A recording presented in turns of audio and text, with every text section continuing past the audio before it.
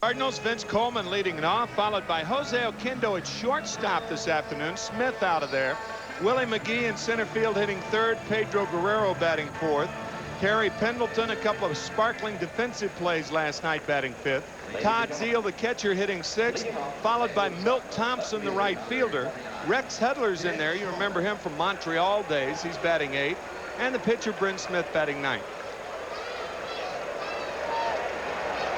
And the defense we'll tell you about just after the first pitch here to Vince Coleman. Here is the defense instead. Magadan, Jeffries, Elster, and Johnson first to third. McReynolds, Boston, and Strawberry in the outfield left to right. Sasser the catcher. And Vince Coleman will be the batter. Coleman hitting .299 in the year with 3 home runs, 21 runs batted in. He leads the National League in stolen bases with 39. And the first pitch in there called strike. Coleman 1 for 4 in last night's ball game with a stolen base. He now has stolen 54 bases against the Mets in 54 attempts. He is perfect.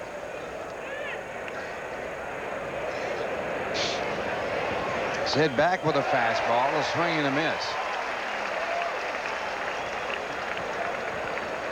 Whitey Herzog, the manager of the St. Louis Cardinals, off to a dismal start. They are 12 games back of the Pittsburgh Pirates.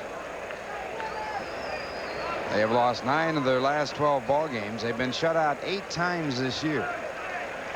The 8th time coming last night when David Cohn won 6-0. And the fastball fouled back into the stands. Coleman, the fastest man in more ways than one to steal 500 bases. He did it in less games than Ricky Henderson, to give you an idea about his career. On June the 4th, he had his 501st stolen base in his 805th game. The earliest to top 500 stolen bases prior to that was Ricky Henderson in 809 games. And the fastball just missing, 1 ball and 2 strikes.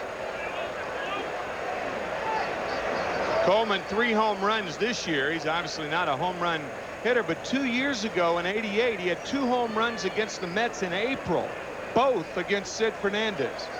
He also stole home against Sid Fernandez. His first steal of home in his major league career, and a curveball freezes him right there at the plate.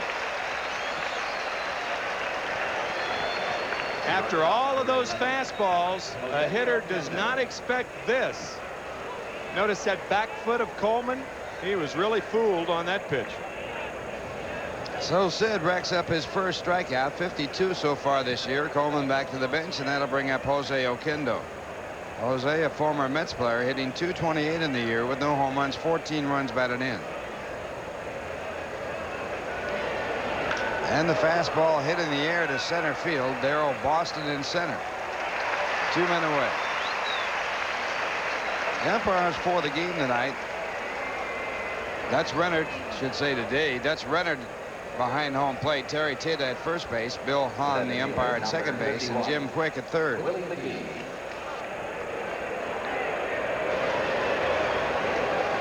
And the batter for St. Louis, Willie McGee, hitting .306 this year with 1 home run, 29 runs batted in.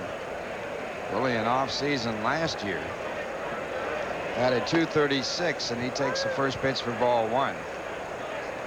McGee on the DL for most of the season last year. He played in only 58 games.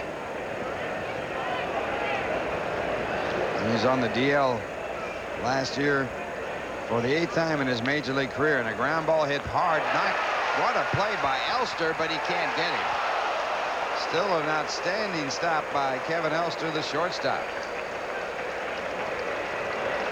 We saw 3 terrific defensive plays last night, 1 by Oquendo, 2 by Pendleton, and now this play by Kevin Elster. What good defense is so pretty to watch. Look at the balletic skills of Elster to make the catch and then get up and throw, even though it was too late. Coleman with an infield hit. McGee with an infield hit. I beg your pardon, McGee, right. And you notice that Elster was throwing sidearm on that play. He's got a bad right shoulder, and he says he has to drop down now so it doesn't pain him to make that throw.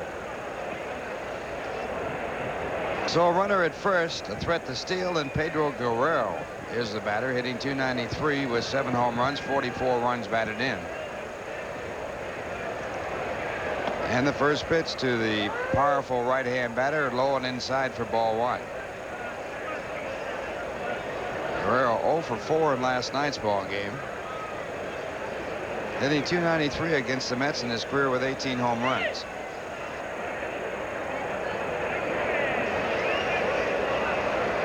McGee with 19 stolen bases and 22 attempts. A runner at first. Short lead there. And this ball hit right up the middle over the head of the second base umpire, Bill Hahn. McGee on his way to third, and he'll go in standing up. And now runners at first and third with 2 men out.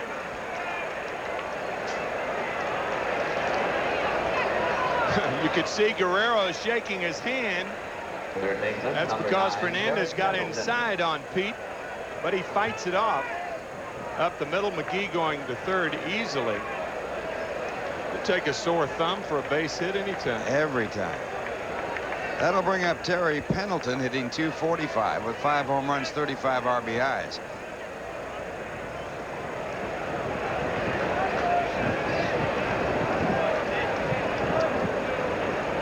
Pendleton, a switch hitter.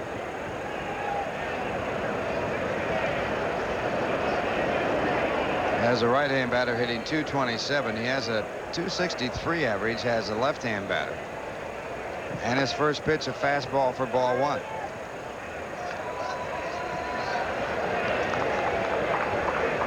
Runners at first and third. 2 men out here in the first.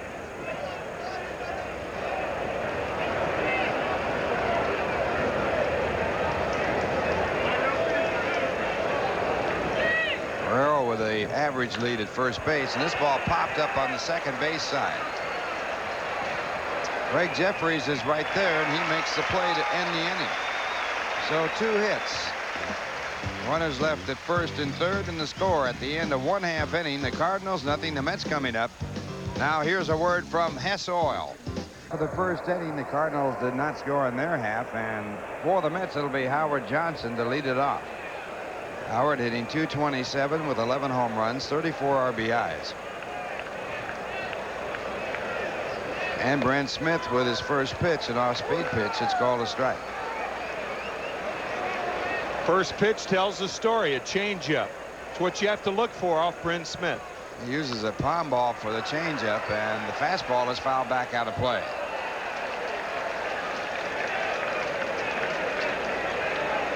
Johnson lifetime against the Cardinals .275 with 11 home runs.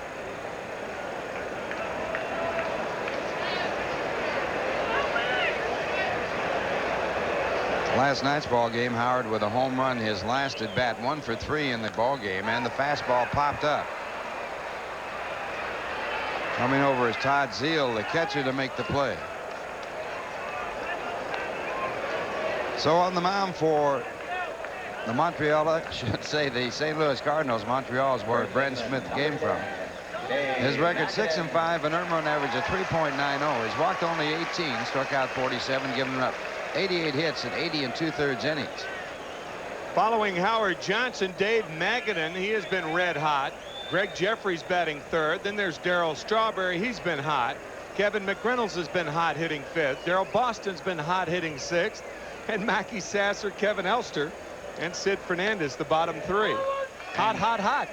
And how hot is hot? Dave Magadan, the hottest. He has a 9-game hitting streak, hitting .556 over the 9 games. As a matter of fact, in his last 31 games, he's hitting .439. Overall, at .383 for the year with 2 home runs, 16 runs batted in. And that pitch, ball 2. Here it is one more time. Johnson, Magadan, Jeffries, Strawberry, McReynolds, Boston. Sasser even batting over 300. Then there's Elster and Fernandez.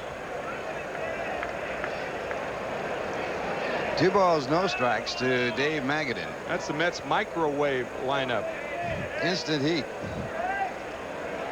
And there's a strike call. It's 2-1, the off-speed pitch.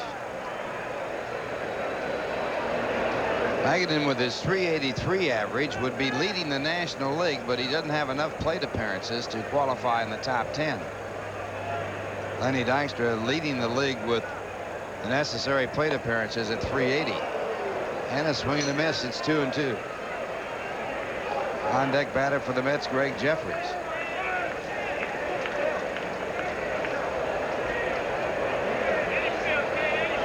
Mets have won 8 of their last 10, 9 of their last 11, 11 of their last 15. And under Bud Harrelson, they have a record of 12-7 as a fastball is fouled back out of play.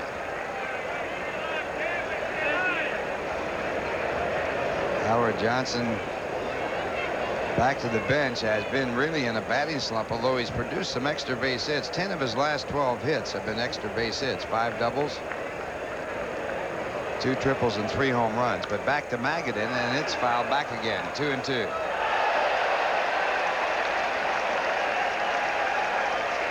Mets in their last 25 games have had 105 extra base hits, 59 two-base hits, 3 three-base hits, and 43 home runs. Extra, read all about it. Wow. And the curveball pulled foul by Mike Cubbage, the first base coach.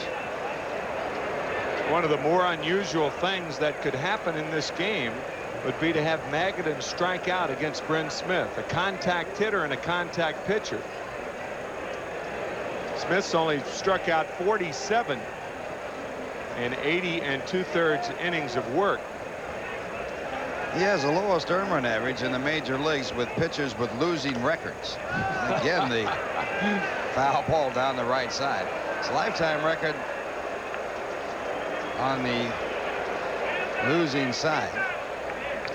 He's hard to recognize now without that beard, Tim. Yeah, his earned run average this year is 1.08 without his beard and 4.83 with his beard.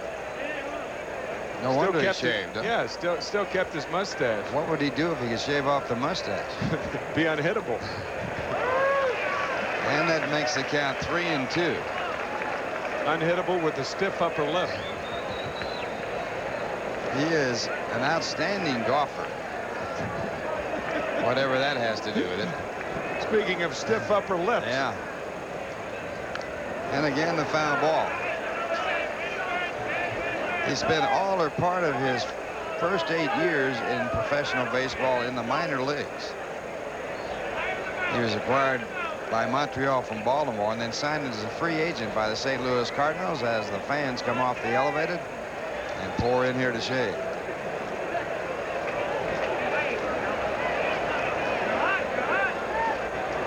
Again, the 3-2 pitch. Again, the check swing foul ball. What can a hitter do facing the type of pitcher that Bryn Smith is?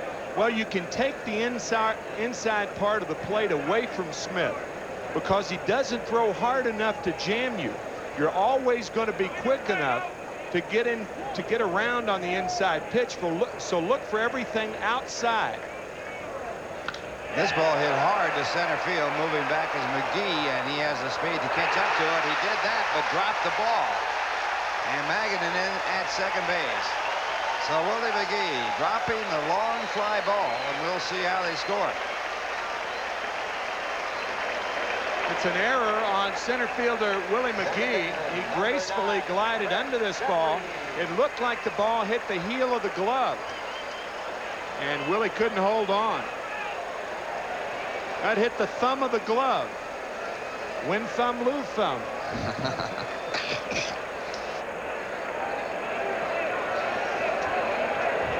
So McGee charged with an error. And that brings up Greg Jefferies, hitting .302 in the year with 9 home runs, 29 RBIs. They go for 4 yesterday. And he chops this one out toward the shortstop side. Pendleton tries to cut it off, blocks out Oquendo, and the ball is not handled.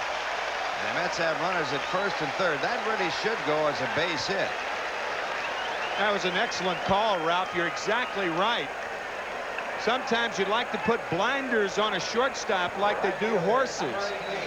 Watch this, why Jose Oquendo needs blinders. See, Pendleton went right in front of him. Oquendo couldn't pick the ball up. Here it is again. They say for a third baseman to get everything he can, and Pendleton going on that theory, an infield hit now for Greg Jeffries. Actually, you can't fault Pendleton. He tried to get to that ball. He probably figured that there was no way you could throw out Jeffries from the shortstop position on that high chopper. It's a proper thinking. So runners at first and third, a base hit for Jeffries, and Darryl Strawberry the batter. Strawberry with a 9-game hitting streak, hitting .455 over the 9 games with 15 base hits.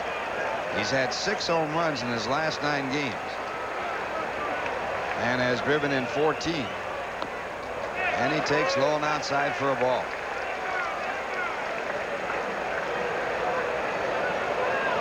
Darryl now hitting .288 in the year with 14 home runs, 36 RBIs. He was 1 for 3 in last night's ball game, an infield base hit. And he checks in the swing, and he did not go far enough, so it's ball 2, 2-0.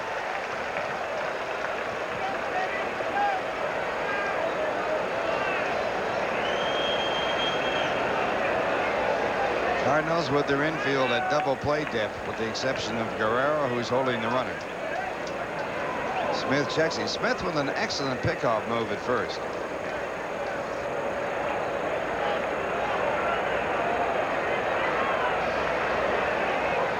The 2-0 pitch to Strawberry, a fastball fouled back out of play, so it's 2-1.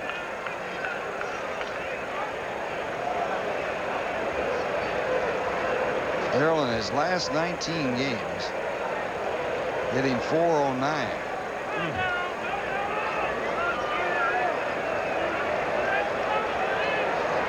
Strawberry, not an easy man to double up. This one lined right into right center field for a base hit. Magadan scores easily from third. Jeffries goes to second and holds there, and the Mets lead it 1-0.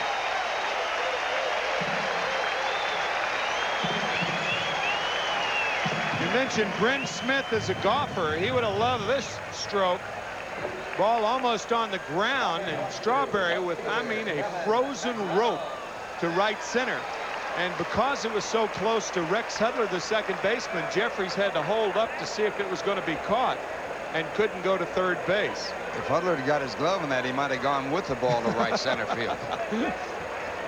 That ball was a rocket. Whew. Now Kevin McReynolds the batter. Runners at first and second. McReynolds 2 for 3 last night. One of his hits a home run. And he takes the first pitch, a called strike. McReynolds in his last 14 games hitting .347 with 6 two-base hits and 5 home runs, and he's driven in 12.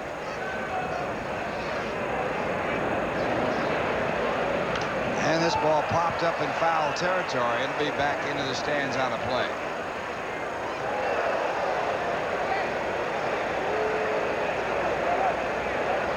Here is last night's home run by Kevin McReynolds off of John Tudor. It was launched. Tell you, all 3 home runs by the Mets were launched last night. Mercado, Howard Johnson, and Kevin McReynolds. So a 2-strike count on McReynolds. Came into this game with a .269 average, 11 home runs, 35 RBIs.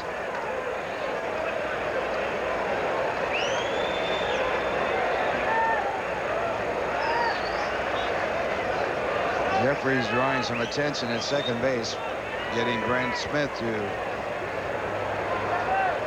move off the pitching rubber.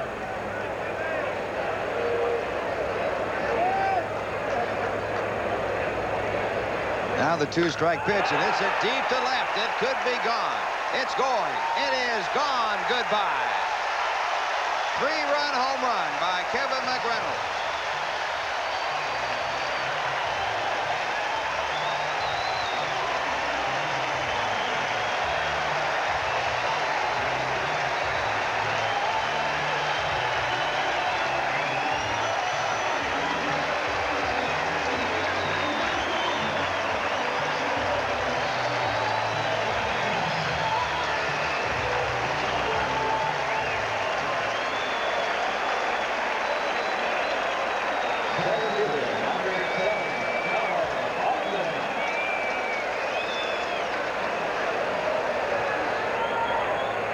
Maybe Von Braun should be managing this club. These balls, I'm telling you, that ball was smoked. The last 4 home runs the Mets have hit. Unbelievable. So McReynolds with his 12th home run. The Mets leading by a score of 4-0, and the batter Darrell Boston pulling the first pitch foul for strike 1. Like Cape Canaveral here, isn't it? Whew. And this pitch fouled the other way, and it's strike 2. That ball was so high. I'm amazed that Coleman even bothered to make a move on it. Boston hitting .289 with 5 home runs, 19 runs batted in. And this one grounded to third, where Pendleton scoops it out, throws over to first base for the out. So 2 men away. Mets leading 4-0 here in the bottom half of the first inning, and the batter will be Mackey Sasser.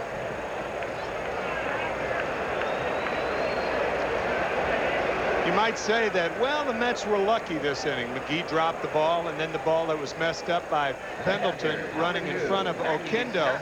But the Mets have made their breaks. They have really been putting pressure early on the opposition, and that's why they've been winning.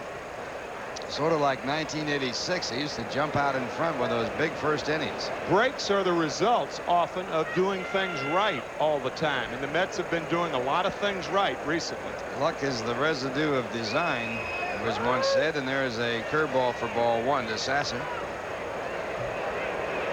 Sasser has hit in 5 straight ball games, hitting .333. In his last 17 games, he's hitting .370.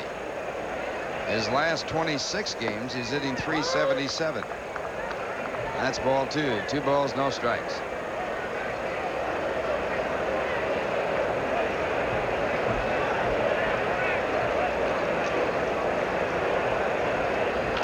And this one grounded out to the second base side. Rex Hudler with the ball, and the throw to first base retires the side. But the Mets get 4 big ones. On 3 hits, they were helped out by the air by McGee in center field, and they leave none. And the score at the end of 1, it's the Mets 4, the Cardinals nothing. And here's a word from your for 4 runs in the first inning. Big blow, the 3-run home run by Kevin McReynolds, and he is hot.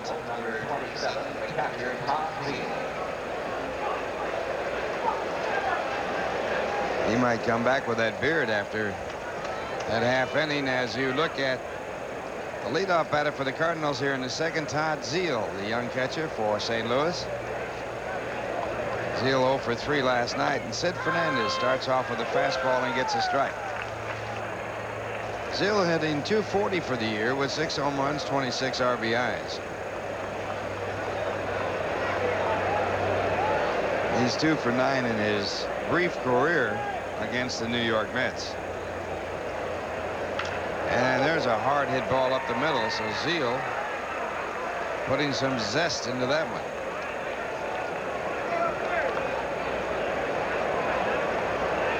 Second, make that the 3rd hit given up by Sid Fernandez here in the second inning. 2 in the first, 1 more here in the second. And that'll bring up Milt Thompson. Thompson 2 for 3 last night, broke up David Cohn's bid for a no-hitter with a double back in the 5th inning. And the fastball swung on and missed.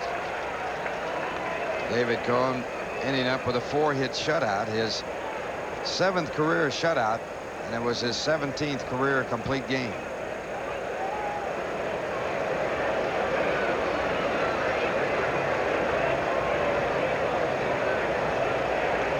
One strike pitch is swung on and grounded foul as Milt Thompson very late on that swing. Good play by Jim Quick, the 3rd base umpire. Adroitly picking up that ground ball.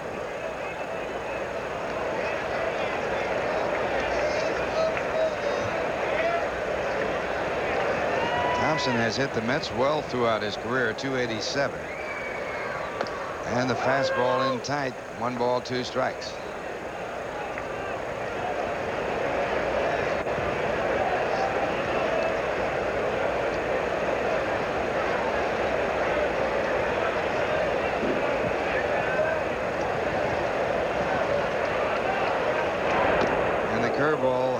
inside. 2 balls and 2 strikes.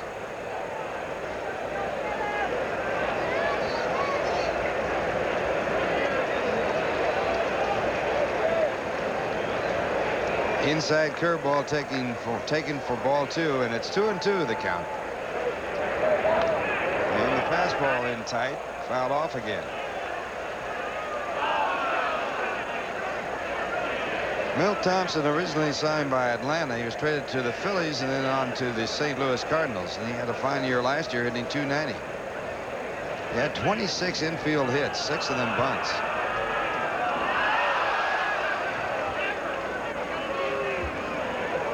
Time call by the first base umpire. Terry Tata there. The ball that was previously fouled back had come down off the screen, and the Cardinal bat boy had retrieved it, and he was behind home plate. That's why Terry Tata alertly called timeout. The 2-2 pitch, a fastball, swung on and missed.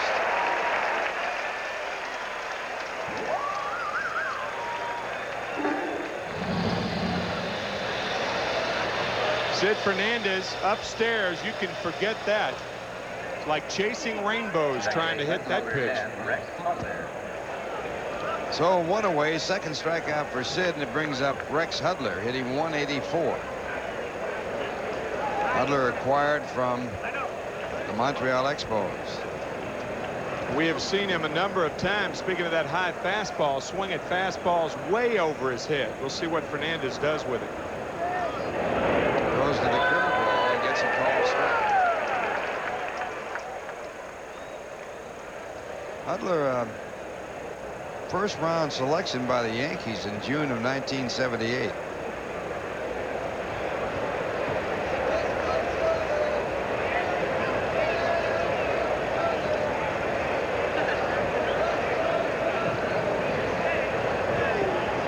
Zeal a very short lead at first base as the fastball comes back to the plate, and count 1 ball and 1 strike.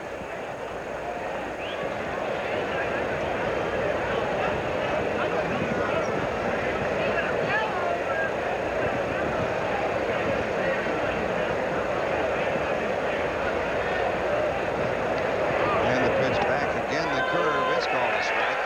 1-2. Tell you, Ralph, the Cardinals are not only in trouble as far as the present is concerned this year, but they're in trouble as far as their future, their immediate future is concerned. They have 12 players on their walk years, and that's got to concern Whitey Herzog and Dal Maxfield, the general manager of the Cardinals. They have 12 players on their 25-man roster that could be free agents at the end of the year. Dal Maxfield quoted in the paper that he has been approached about a lot of his players.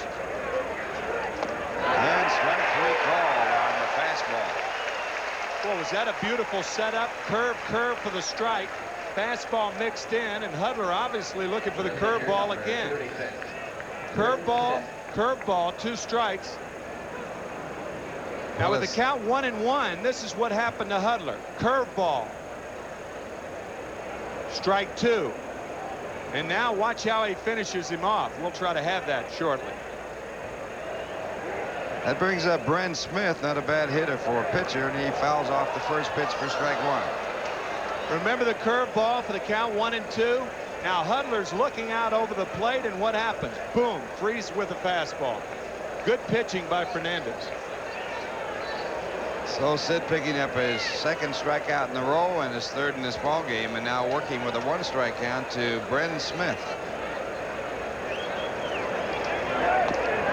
Fastball for a ball. 1 ball, 1 strike. Brent Smith with 6 hits. He's 6 for 23 in the year, hitting .261. Mets leading 4-0 as they exploded for 4 in the bottom half of the first.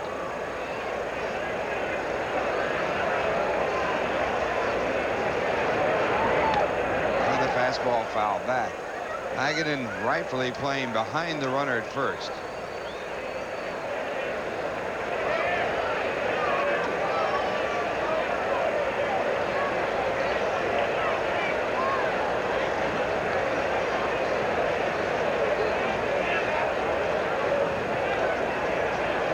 1-2 the count.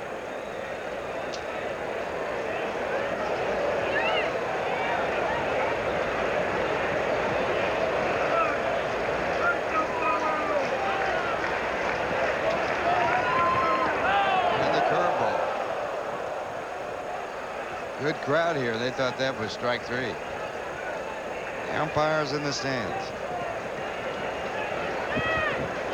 Phillies leading Pittsburgh 3-1 that game in the top of the 6th. Phillies winning in 10 innings last night against the Pirates.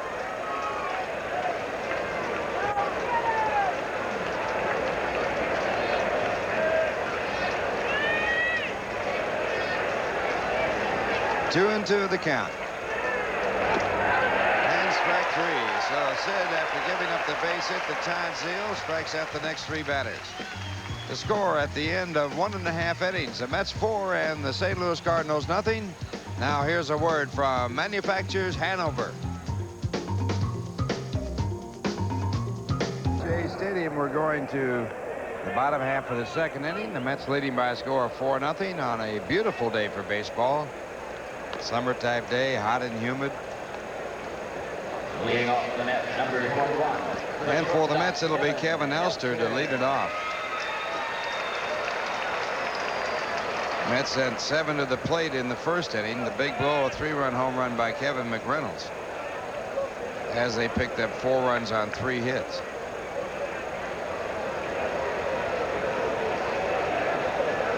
One of the runs unearned. Hitting 196, takes the first pitch for a called strike. Bren Smith on the mound for St. Louis. 6-5 on the year. Lifetime 7-9 against the Mets. Hasn't beaten the Mets since 1987, when of course he was with the Expos. And the fastball, strike 2.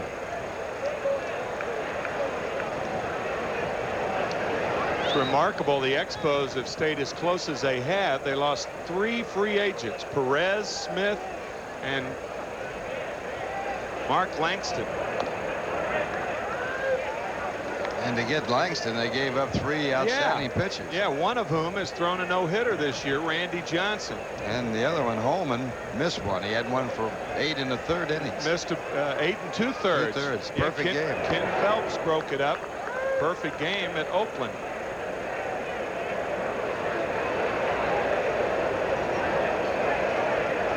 So acquiring Langston cost them 3 pitchers there, plus they lost Langston later on.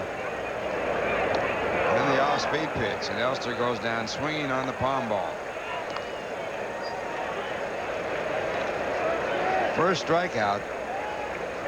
A palm ball is like a lot of pitches thrown by pitchers, exactly what the name implies and the term implies.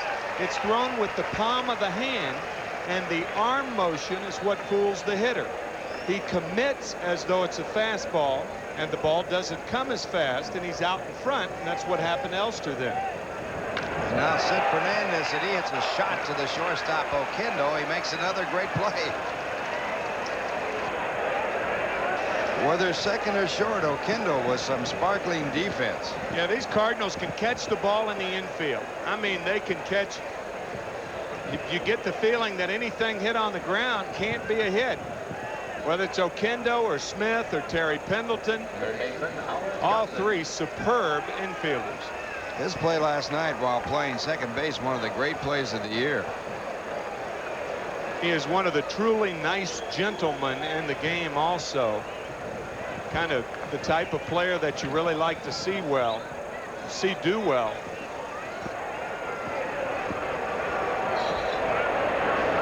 And that brings up Howard Johnson, who fouled out his first time up. Remember in the 1987 series, the Cardinals playing Minnesota? It had snowed the morning before the 7th game. First time Jose Oquendo had ever seen snow. Here he is playing in a World Series. He's from Puerto Rico. Rio Piedras, Puerto Rico. And also played for the New York Mets. He was the 7th teenager to play for the Mets. Ground ball, that's foul. Eddie Kranepool played for the Mets at the age of 17. Jim Bethke at the age of 18. Kevin Collins at the age of 19. Greg Goosen at the age of 19. Nolan Ryan at the age of 19. Tim Foley at the age of 19.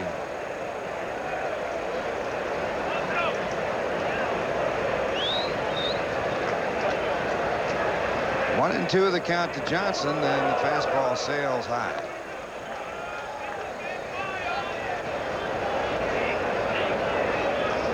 Whitey Herzog. One thing about Whitey, he takes the bad with the good. You don't hear him complain, no excuses. Still straight from the hip. And he doesn't gloat when he wins. This ball hit hard off the glove of Guerrero, but it's ruled a foul ball, as that ball was in foul territory when he touched it. And since the ball was past first base, it was the first base umpire's call. Once it goes past first base, it's the first base umpire's call, and anything before first base is the home plate umpire's call. Ball hit like a shot, and it did indeed appear to be a foul ball when Guerrero made contact. Pedro Guerrero played in 162 games last year. And the curveball hit down the right field side. A long run for Thompson. He goes into the foul territory area and makes the catch. 1-2-3 the score at the end of two. It's the Mets 4, the Cardinals nothing. Here's a word from DHL Courier.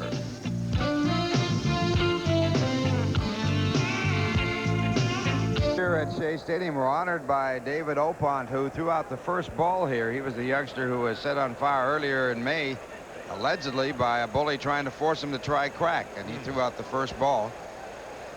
Great honor for us here. Visited by Doc Gooden the other day. More surgery required for David, and our hearts and prayers are with him.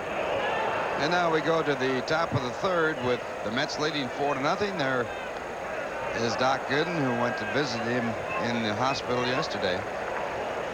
Vince Coleman, the leadoff batter. Vince was caught looking at a curveball his first time up.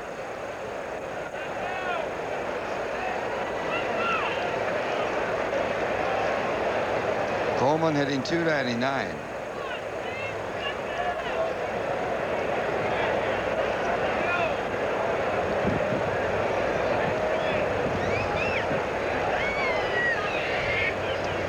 And the one-strike pitch by Sid Fernandez is bunted in the air. Coming over Sasser, he dives for it, but he falls short. Good try.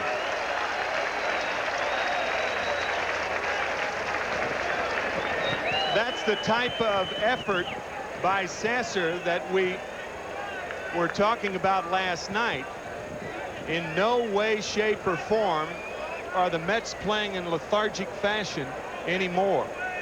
A month ago, you couldn't say that. You certainly couldn't, and it's been inspirational out here, and the record is showing it, as the Mets have played just outstanding ball. Started when Buddy Harrelson took over the ball club in Cincinnati. Well, the key question, I think, that most people are asking now, would the same thing have happened had Davey Johnson remained the manager?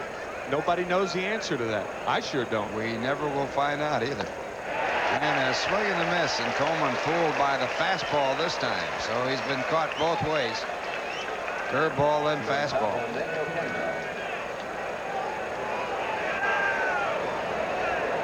At the very least, Buddy Harrelson should be given some of the credit.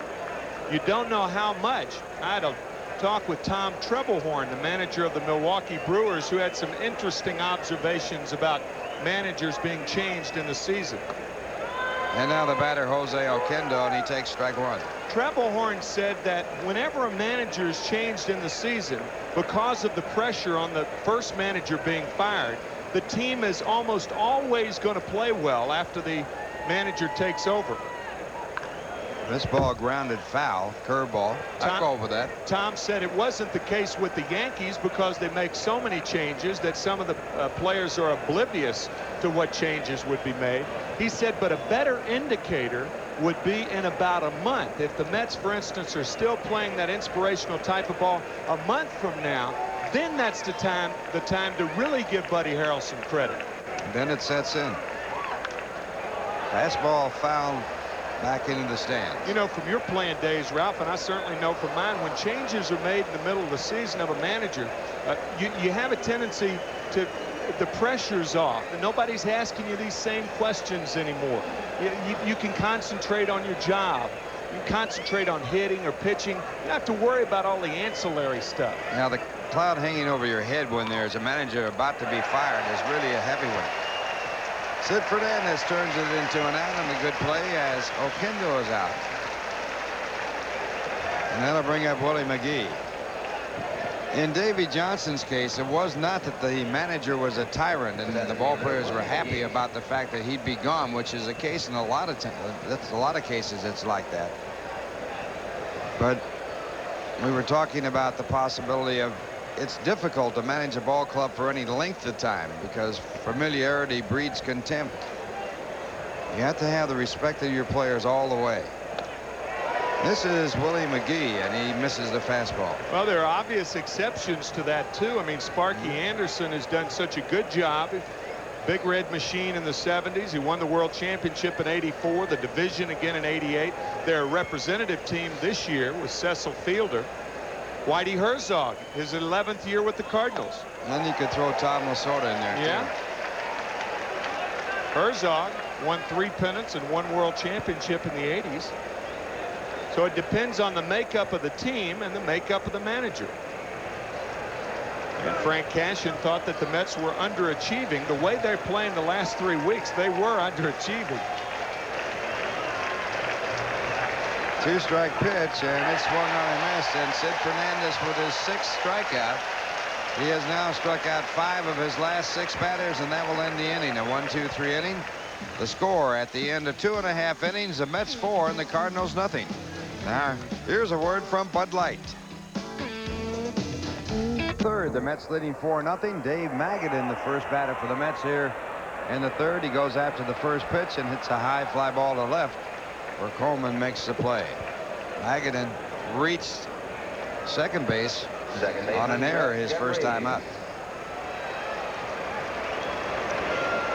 Watch this young man near the Mets dugout emulating Dutch Rennert, the home plate umpire. Dutch wins over a lot of fans there to his right. There's one of them. Colorful. He doesn't call a strike, he bellows a strike.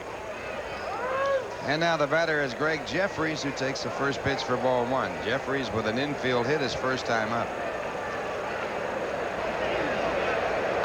And the palm ball for ball 2. 2 balls, no strikes.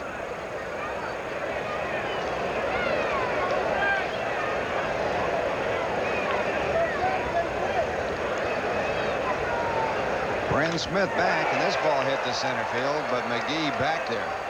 This time he uses 2 hands and makes the play. He had dropped one as he reached up with a one-handed catch. That was off Dave Magadan. Take a look at the other action on the Nissan National League scoreboard. Philadelphia over Pittsburgh 3-2. That game in the 6th inning. Cincinnati at Atlanta later, as is Chicago at Montreal. An afternoon game in San Francisco on West Coast time, of course. San Francisco losing last night to the Padres 4-3. Houston at Los Angeles later on this evening.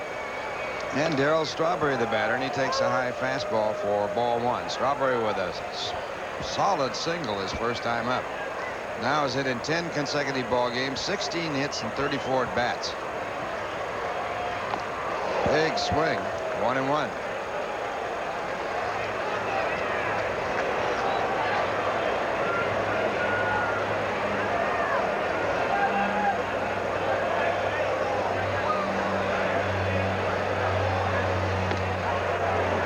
Two balls, 1 strike.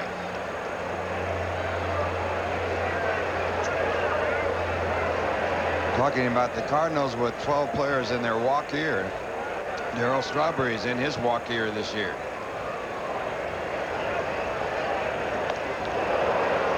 Two and two. Mets have to make up their mind whether he's worth his asking price. Darryl has said that he will not sign until after the year is over, but that, of course, depends on the price. The numbers will be high. Yeah, they will indeed. And this one is popped up in foul territory. Todd Zeile, the catcher. And the Mets go out in order for the second straight inning. The score at the end of 3 innings here at Shea. The Mets 4, the Cardinals nothing. Now here's a word from your tri-state Lincoln Mercury dealers. Is brought to you in part by Midas. Remember, Midas for all your under-the-car needs. Nobody beats Midas. Nobody. Well, we're going to the top of the 4th, and here is somebody. Tim McCarver. Well, thank you. Well, nobody, we said. You know, yeah. Nobody well, it beats. took you 8 years to think of me as a somebody. Pedro Guerrero, the batter. Only kidding, Mr. K. Guerrero, a base hit in the first inning up the middle. 3 hits for the Cardinals, but the Mets on top 4-0.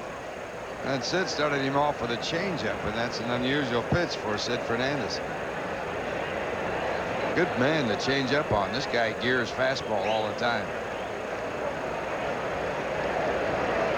He got one inside in the first inning and fisted it up the middle.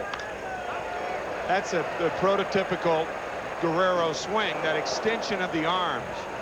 0-2 to Pedro.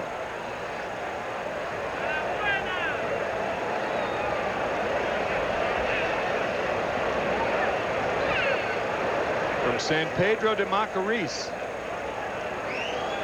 a bastion, a haven for players from the Dominican Republic. And almost all of them, to a man, really take care of their city and the children in them. Having baseball camps. Tony Fernandez with the Blue Jays. This one fisted into right center. So Guerrero with his second hit. And he's the leadoff base runner here in the 4th inning. Well, let's check out the Nissan American League scoreboard. Baltimore playing in Cleveland later. Oakland 6, Detroit 1, bottom half of the 3rd. Yankees are in Milwaukee, Boston in Toronto, California playing in Chicago, Seattle, Kansas City, Minnesota, Texas. Terry Pendleton, the batter. Alfredo Griffin has a baseball school down there. The players are always contributing gloves and balls. Joaquin Andujar. And really have not forgotten the populace in San Pedro de Macorís. George Bell of the Blue Jays. Great stars in both leagues that little town has produced as Pendleton flies to Strawberry in right field. One away here in the 4th, and that'll bring up Todd Zeile.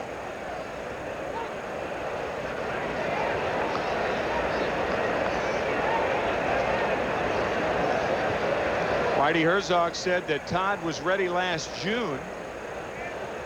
They could have traded Tony Pena. However, they didn't want to put too much pressure on Zeile. Plus, they were fighting for a pennant. They didn't want a young catcher to be caught up in that. So Pena at the end of the season declared free agency, signed with the Red Sox. And now Zeile, who has been struggling, has picked it up of late. 0-1 to Todd Zeile. Left center, McReynolds makes the play. So Zeile hit it well, but Kevin McReynolds was there. 2 outs. Guerrero remains at first. And it's really a pleasure to watch McReynolds glide after the ball in the outfield. He has that ability to time the ball out there and make the catch just as he arrives.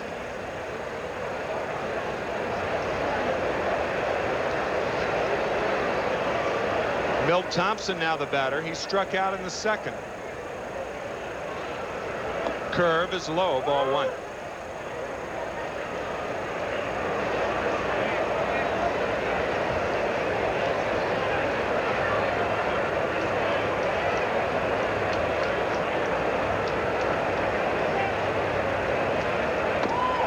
Outside, ball 2.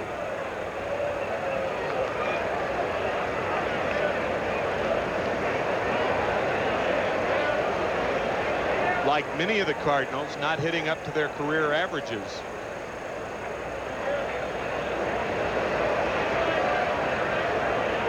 Inside, ball 3.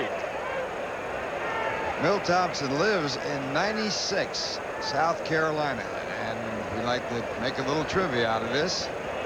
What other ball player came from 96, South Carolina, and he wore the number on his uniform? The only player to ever wear the number of his hometown on his uniform or anything that would resemble it. 3 balls, 1 strike to Thompson. Bill Boiselle, you remember that name? Pitched here in New York, Boston. Was a member of that spawn insane and pray for rain situation back in 1948. He was one of the starting pitchers for that club. It's almost like that in Boston now. It's Clemens and Boddicker, and I can't think of a name to rhyme with it. Even though they did get help from Dana Kicker last night. He beat Toronto.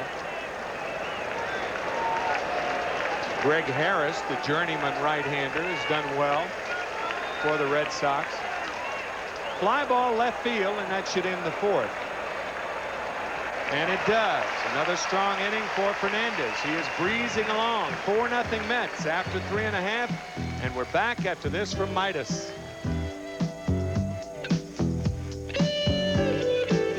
Copyrighted telecast is authorized under television rights granted by the New York Mets solely for the entertainment of our audience. Any publication, reproduction, or use of the pictures, descriptions, and accounts of this game without the express written consent of the New York Mets and Sterling Doubleday Enterprises LP and WWOR-TV is prohibited. Any commercial or other use of the program, such as by charging admission for its showing, also prohibited. Leading off for the Mets, number 22, left fielder Kevin McReynolds. Nice crowd on hand. And they are loving it. The Mets on top of the Cardinals 4-0. And leading off the inning, a man largely responsible for that 4-0 lead. Kevin McReynolds, a 3-run homer in the 1st inning, driving in Strawberry and Jeffries, who had singled ahead of him. High, ball 1.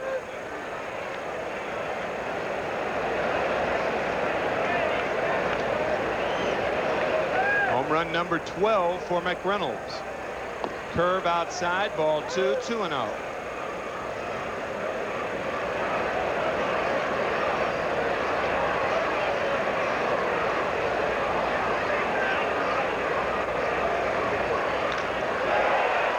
One hit foul. 2 balls and a strike to Kevin McReynolds.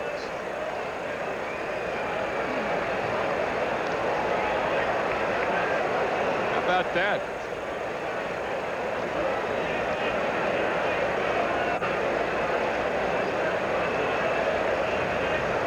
Thousand games today. Coming to the Mets for Kevin Mitchell, Sean Abner,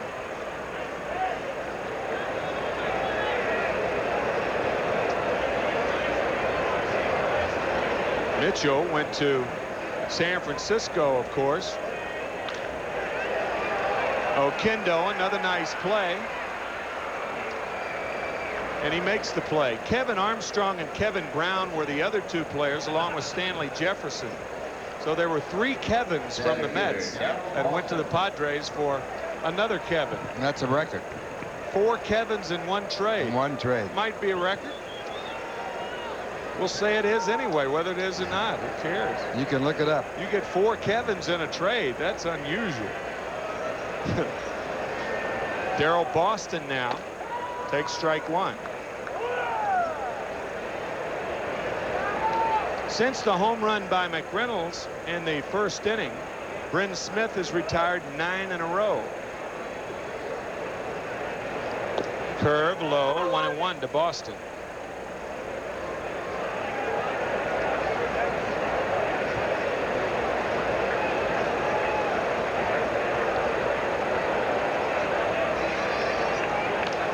Curve left field, trouble.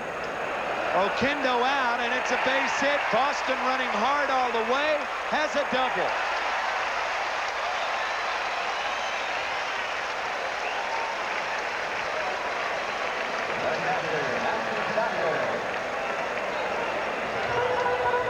And Tim said it right. Running hard all the way makes this a 2-base hit. He gets out of the box and he's off. He's going to go for 2 from the minute he hit it. And only because he did that, he made it easily.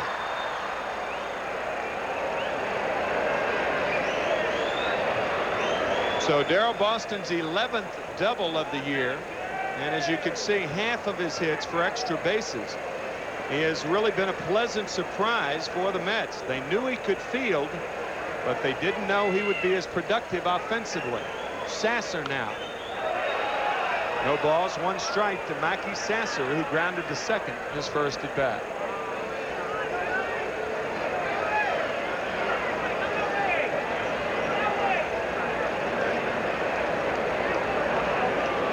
Mackey the Hacker. He lives up to that name.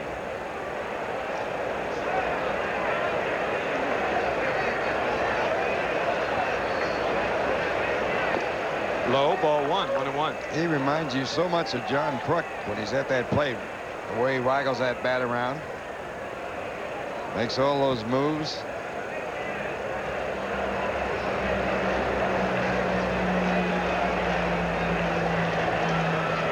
See Darrell Boston in the foreground, and he was hit by a pitch in the second game of the doubleheader last week at Wrigley Field.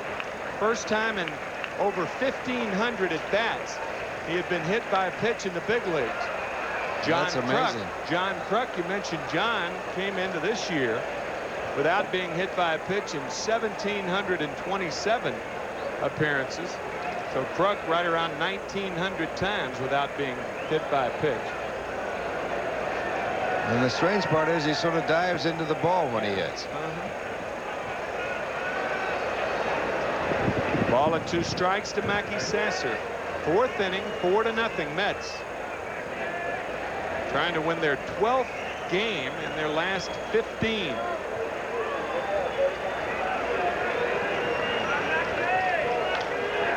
Sasser jammed. Oquendo throws it high, and Guerrero came off the bag. A throwing error on Jose Oquendo. As Boston moves to third. 1st and 3rd, 1 out.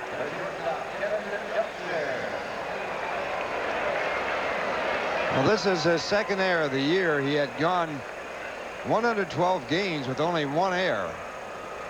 And now he makes his 2nd error, and he makes it from the shortstop position on a throw. Last year at second base, he led all second basemen in fielding percentage and made only 5 errors.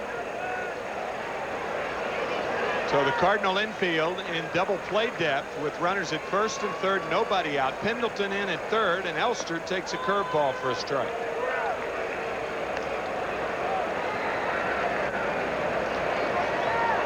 Mets with all 4 runs in the 1st inning lead, 4-0 here in the bottom of the 4th.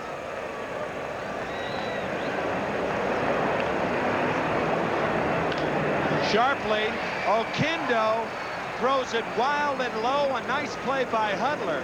A fine play by Oquendo, but they could only get 1 as Boston scores, and the Mets lead it 5-0. This is a fine defensive play to come up with the ball. And as he goes to throw, he slips, which made the throw a bad throw. See that leg go out from under him. But Hudler, a very, very good play to come up with it, but the Mets get a run. They would not have had a chance to get a double play if that had been done perfectly. You see him slipping there. Fine play by Oquendo to catch the ball, and then an equally fine play by Hudler to come up with it. But Boston scores. It's 5-0 New York, and here's Fernandez. RBI number 29 on the year for Kevin Elster.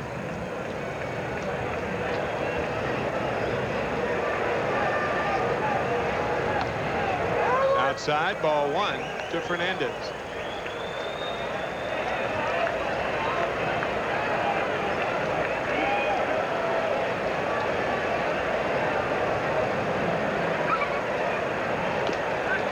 Ball 2.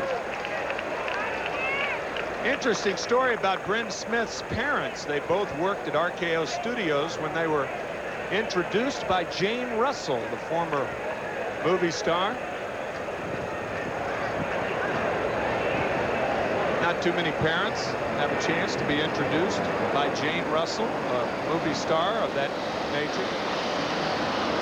fouled away. 2 balls and a strike to Fernandez. Jane Russell, at one time married to a great football player. Waterfield was his last name. Bob Waterfield, the great quarterback for the Los Angeles Rams. Waterfield to Hirsch. Crazy legs. UCLA and did it all.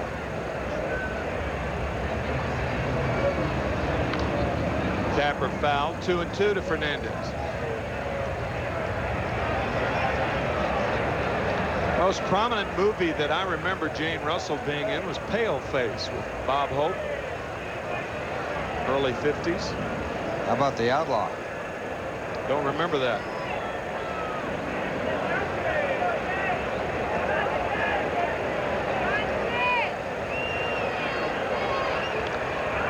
Foul tip off the right foot of Todd Zeal.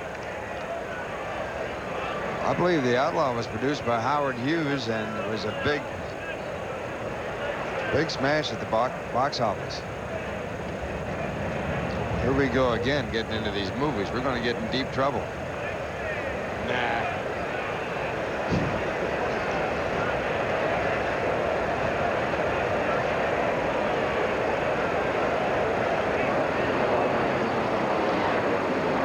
Fernandez swings, misses. The ball bounces away from Zeal, and Todd throws out Fernandez. The Mets tack on another one. Another key error leading to that run. It's 5-0 after 4 innings of play, and we're to this from Nissan. The Mets trying to beat the Cardinals for the 2nd day in a row. We mentioned David Opont. Ralph did back in the 4th inning, and what a warm and wonderful story that is. He's threw out the first pitch today. Also, regards to Joey Engelbrecht at Sloan Kettering Memorial Hospital. And Ricky Horton asked me if I would mention the Hyde Park Elementary School. That is the elementary school that Ricky Horton attended. He eventually went to the University of Virginia, but they were out playing the national anthem before today's game. The Ralph R. Smith Elementary School from Hyde Park, New York.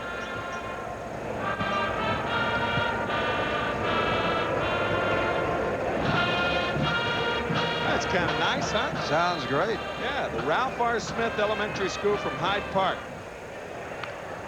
And a push bunt that is going to be safe at first base. Rex Hudler on a push bunt.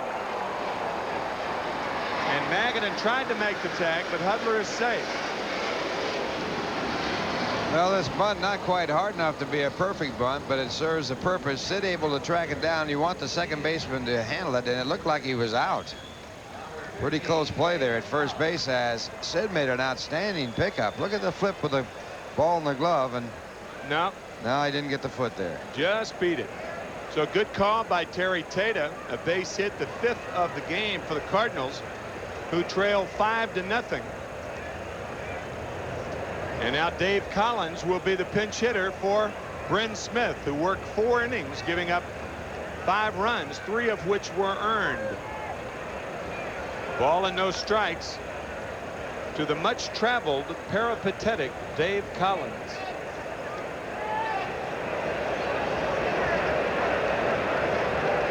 Collins 3 for 14 as a pinch hitter.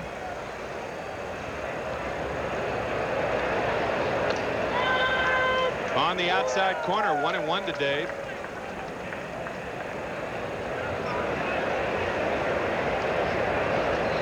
He is a senior member in service in the major leagues on this ball club for the St. Louis Cardinals. He has traveled many places. He was with Cincinnati twice. Line drive, base hit up the middle. Hudler will stop at second base.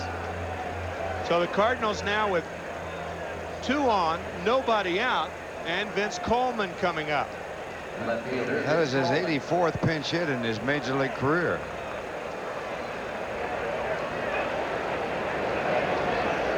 Sasser, Johnson, Fernandez converging on the mound. Coleman, an excellent bunter. For that reason, Magadan in at first base. Coleman 0 for 2, a strikeout victim in the first and a strikeout victim in the third inning. 5-0 New York, but the Cardinals with 2 on and none out here in the fifth.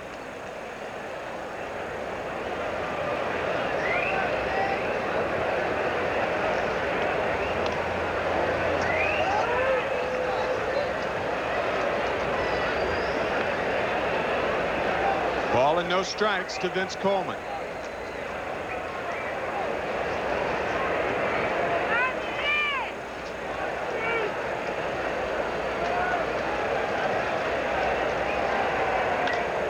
Fly ball, right field. Strawberry giving chase, and he makes the play.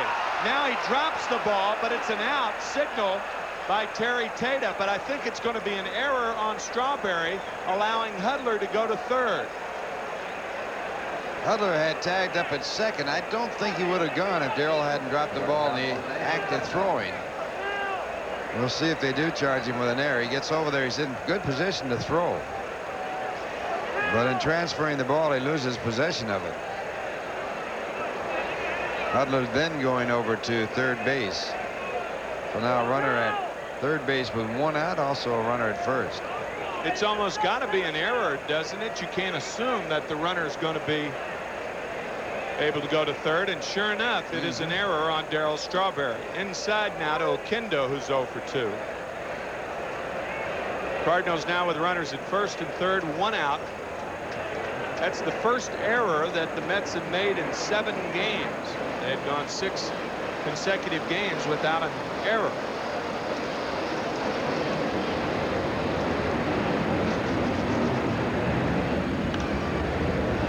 One and one to Oquendo.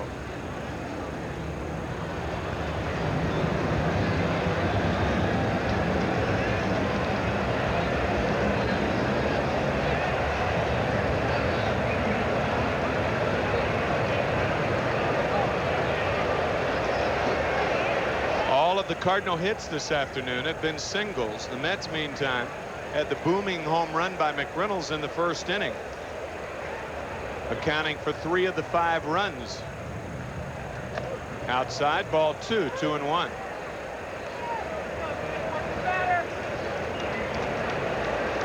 One thing you want to do with the Cardinals is keep Guerrero from hitting with runners on base. That's how they catch up. He's their power hitter. He has 44 runs batted in. 2-2 to Oquendo.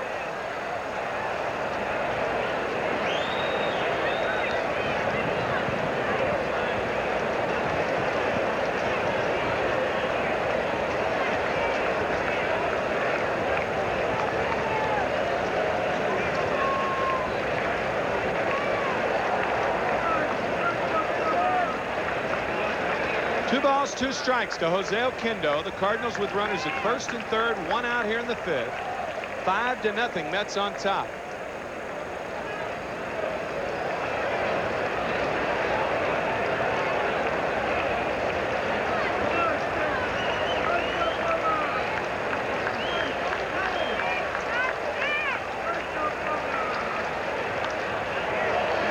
Foul back. Looks like it went in the Cardinal or the Mets radio booth.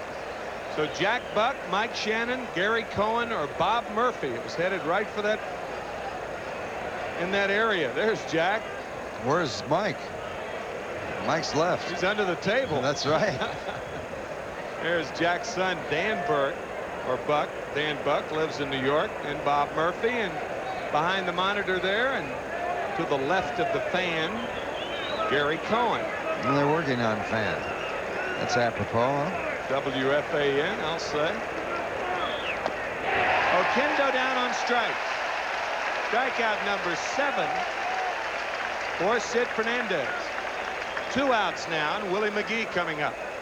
Oquendo really swinging hard at this pitch.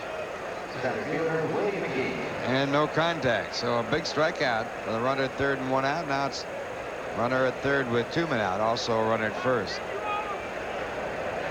Sid with a chance to preserve his shutout. He's had 1 shutout this year. That was back on April 22nd here at Shea. against the Expos, winning 5-0. McGee 1 for 2, an infield hit in the first inning on a fine play by Kevin Elster.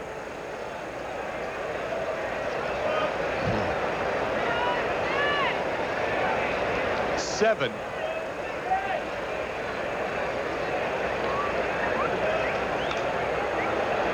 Fouled away. The Mets lead the National League in strikeouts with 454. Los Angeles second coming into this game, 440. And they've had 15 games this year where they've had 10 or more strikeouts, and yet Fernandez hasn't been involved in those. He has not struck out 10 or more this year. Last year he led the National League in strikeouts in the game with 16. Doc Gooden had 15 earlier this year. I believe it was against the Dodgers back on May 10th.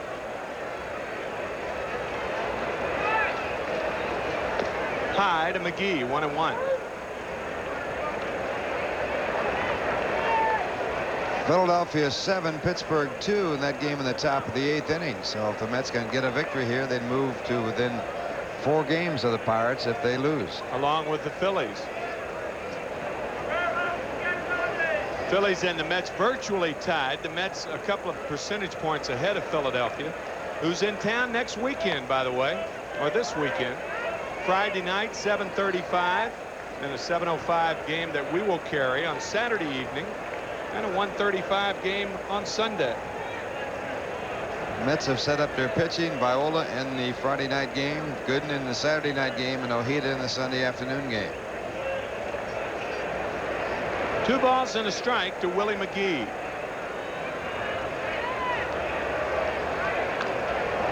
Check swing, foul ball, 2-2. Still plenty of seats available for all 3 games, by the way.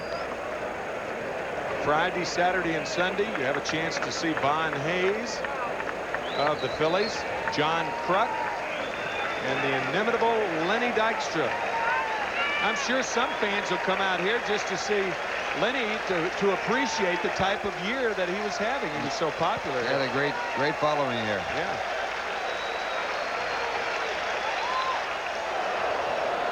Still 2-2 to McGee. You're watching Mets Baseball 90 on WWOR-TV, Secaucus, New Jersey.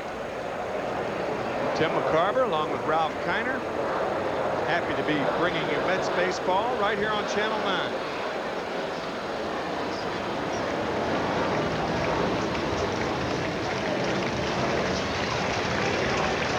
Two on, 2-2 the count. 2 outs here in the 5th.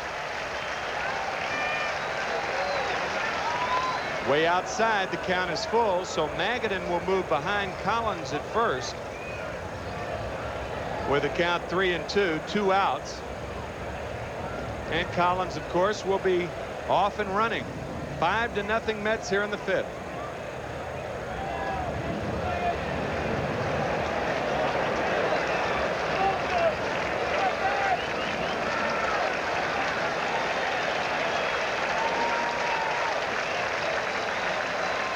There goes Collins, and the fastball is outside. And just what you don't want. One thing the Mets do not want is to pitch to Guerrero with the bases loaded. And here is Pedro, 2 for 2 on the afternoon.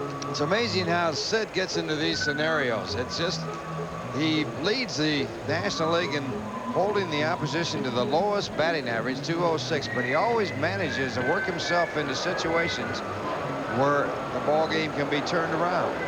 That is so true.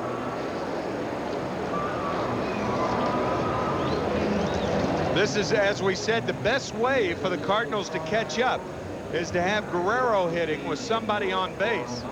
Not only is somebody on base, but Hudler's at third, Collins at second, and McGee at first. He led the major leagues last year and putting his team ahead, go-ahead RBIs. With runners in scoring position, he is 1 of 2, Tony Gwynn the other, to bat over 400. That was last year, so you just couldn't get it any worse. I mean, you got the one guy up there you don't want. this point in the ball game. And he's 2 for 2 on the afternoon. 2 blue pits. Check swing down the third baseline, but foul. Boy, Fernandez made a good pitch. But fortunately for Guerrero, it was fouled off. Right here, Guerrero fighting this ball off. He didn't really want to go after it as the fastball tails in. And on the check swing, it goes foul. No balls, 1 strike to Guerrero. Fernandez ahead of Pedro with the bases loaded and 2 outs. 5-0 New York here in the 5th inning.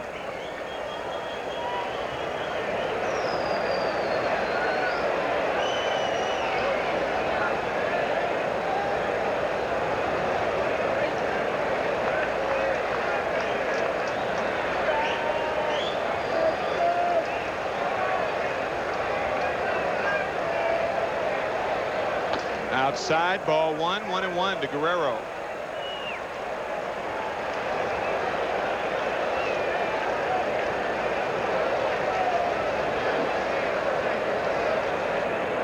Guerrero with 2 broken bat singles. He has pitched him tight, has Fernandez. We'll see if Guerrero looks in there.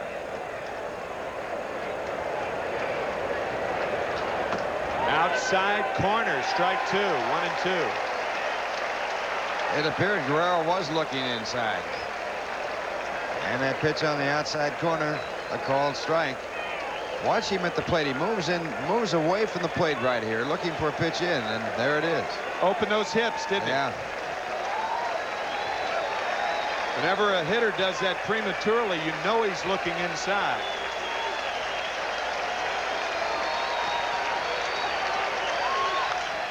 Fly ball, right field. Strawberry near the line, makes the play. Darryl Strawberry having Guerrero played perfectly. And Guerrero strains 3. Still 5-0 Mets. We're back after this from O'Doul's. Earlier, Ralph R. Smith Elementary School playing the national anthem today. And to celebrate, Ricky Horton's in there, 1-1 with a 3.12. Make that a 4.88 ERA. His 21st appearance. And a craving to be on Kiner's corner. Here's Ralph to call it for you. Don't you feel guilty that you've never had him on? He's never been on, and it's really a great story because he said when he was growing up as a kid that he used to practice in front of a mirror how he would respond if he ever got on Kiner's corner. He was born in Poughkeepsie, raised in Hyde Park. But you have no pangs of guilt for not having him on. We tried everything we could do to get him on, but he's never had a, you know, the star of the game status in a situation, although he's been a fine relief pitcher. Horton with a lifetime record of 15 wins. He has 10 losses and 15 saves in his major league career. He has been a starter reliever. And this ball is popped up as he works to Howard Johnson. And Oquendo makes the catch. I'll tell you what I'll do, Tim. If the Cardinals win today, he's on. Buddy Harrelson hopes that's not the case, as do all the Mets, I would imagine. Well, remember, it makes good sense to drink responsibly. Know when to say when. A reminder from Budweiser, and a good one. Kind of a steep price, isn't it? Cardinal win. Well, that's really why he hasn't been able to get on the show. Not that we have that many restrictions as to who goes on it, but it just hasn't worked out. Last year, we were going to put him on the last day of the season, and he got bombed in the game. I don't mean, you know, I mean base hits, not the other stuff.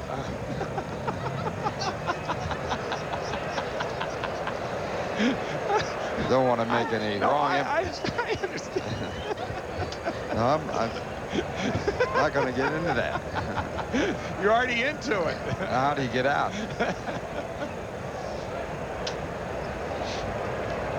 So here we go again, and it's 2 balls and 1 strike to Magadan. Magadan 0 for 2. And that pitch inside, ball 3, 3-1.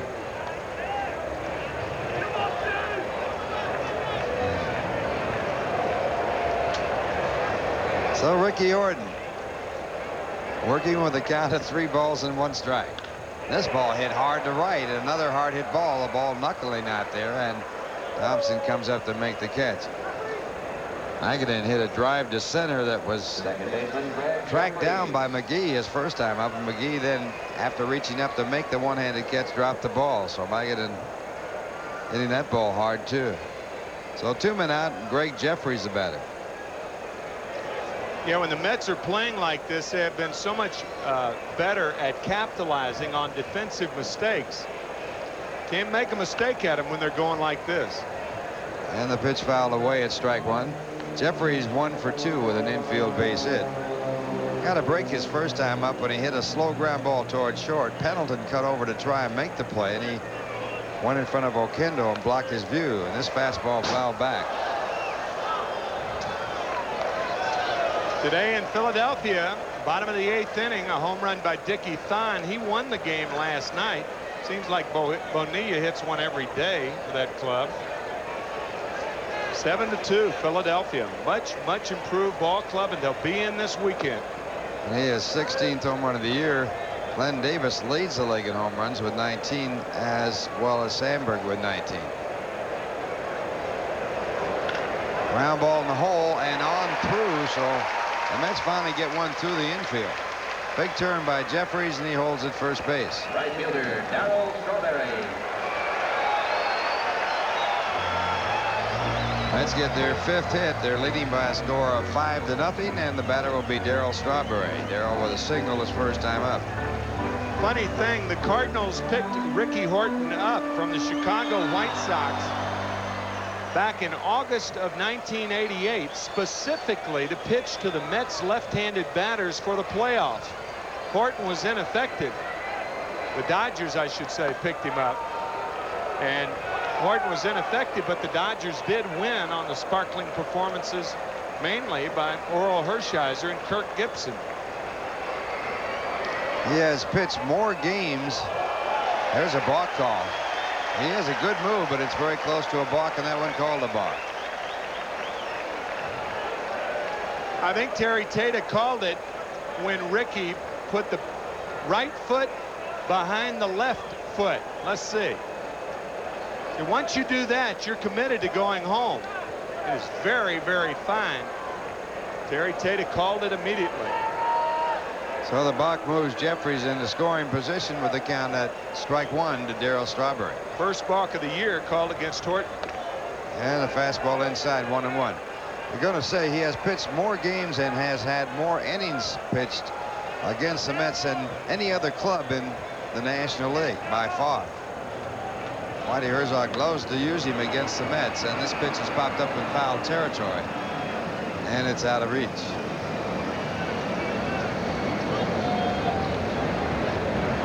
His lifetime record against the Mets: 2 wins, 2 losses, and 3 saves. He's been in 37 games and worked 101 innings against the Mets.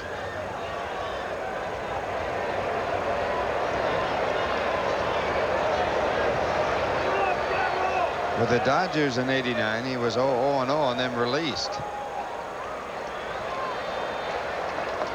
And a curveball for ball 2. 2 balls, 2 strikes. Got that unusual hesitation of that right leg kick. It kind of hesitates in the air. Watch. There. And he gets him with a curveball. That ends the inning. So a base hit, a balk, and a man left at second. And the score at the end of 5. It's the Mets 5 and the Cardinals nothing. Now here's a word from General Electric. He has allowed 6 hits while striking out 7. Pendleton 0 for 2 today. Popped up to second base and flied out to right. And Pendleton showing bunt, and it's called a strike.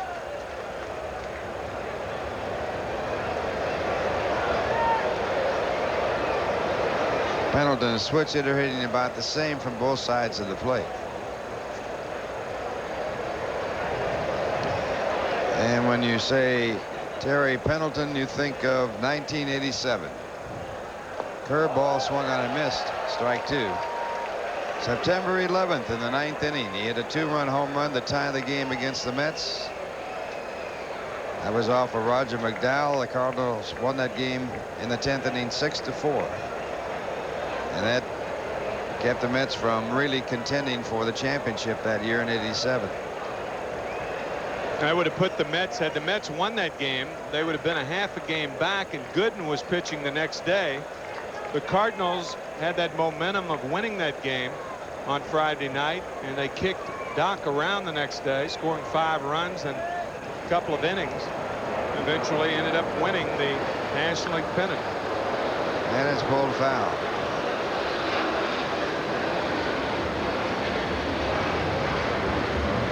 That was a year in which every team in the World Series won a home game.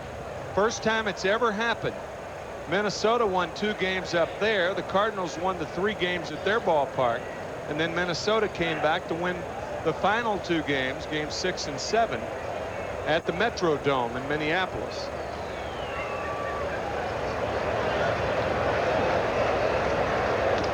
And the fastball just missing. 1 ball, 2 strikes. Of course, last year, Willie Randolph got the big home run that knocked the Mets out of a chance to get back into a pennant race. Funny how those big things just stick with you. That was last August 21st. Don Osley, the pitcher that time. Shocking.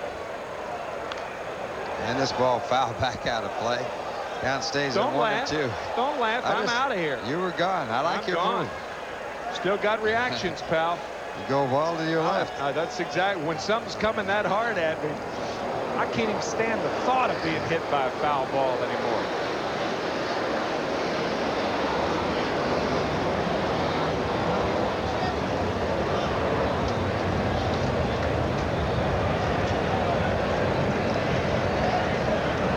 One and 2 the count as Sid Fernandez works for the Mets here in the top of the 6th inning. The Mets leading 5-0.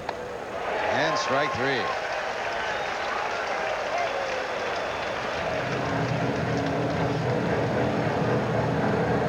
Eighth strikeout for Sid Fernandez, and it brings up Todd Zeile.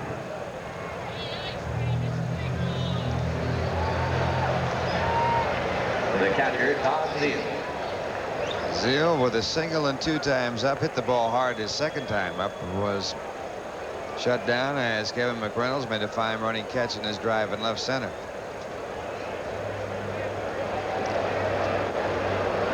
And the fastball for ball 1.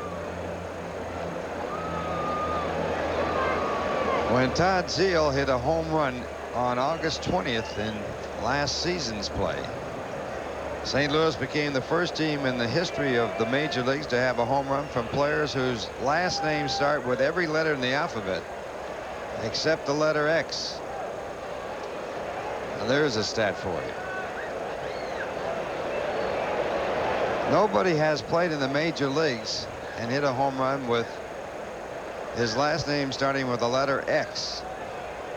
I don't think there's anybody in this country with the last letters. There is somebody playing in the minor leagues. I read this somewhere that his name is Xavier, and it's his last name. Joe Xavier's an infielder. Yeah. Okay. And he could be the only man to make it to the majors and hit a home run. And this pitch is hit foul back into the stands, out of play.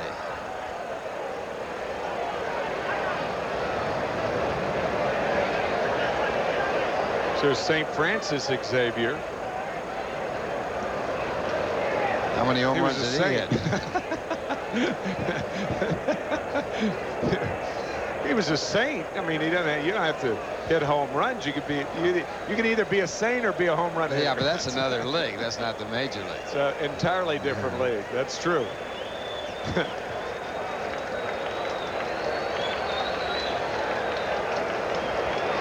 2-2 the count to Todd Zeile, and he fouls off the fastball.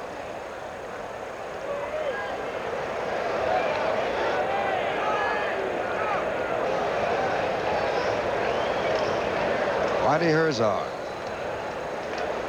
Whitey Herzog, speaking of home runs, he's pretty candid with his ball clubs. He said, look, guys, I was a bad ball player, but I do know the game. But does he ever know the game? He almost was the manager of the New York Mets. He was their third base coach when Yogi Berra got the job after Gil Hodges died, and that's when he knew that he should move on to other pastures. And that pitch is in there, called strike, and strikeout number 9 for Sid Fernandez.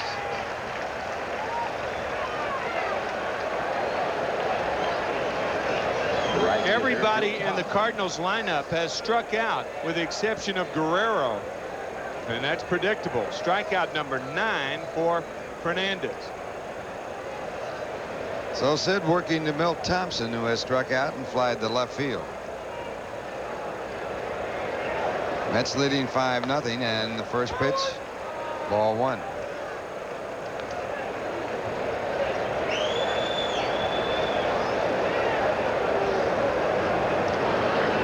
If Sid Fernandez can win this ball game, he will have a record of 5-5.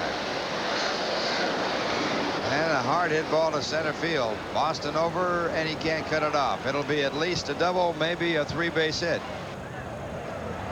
And Milt Thompson going for third. The throw not in time. As a matter of fact, it hit him on the back of the head, and he is stunned.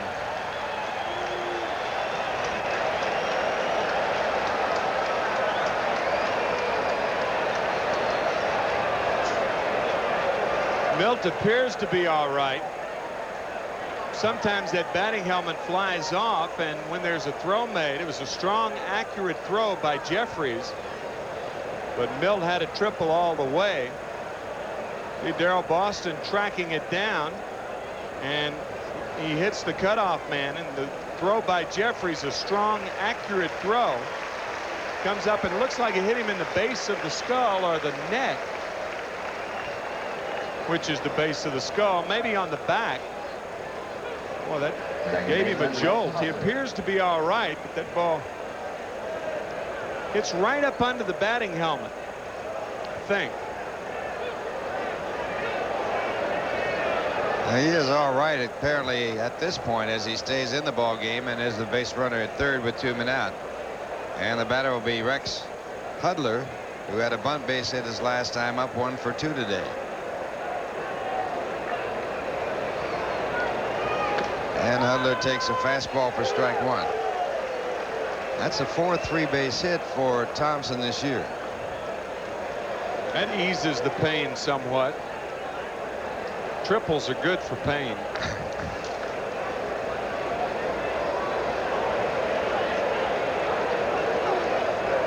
Hudler acquired from Montreal. And that breaking ball is inside, and they count 1 ball and 1 strike.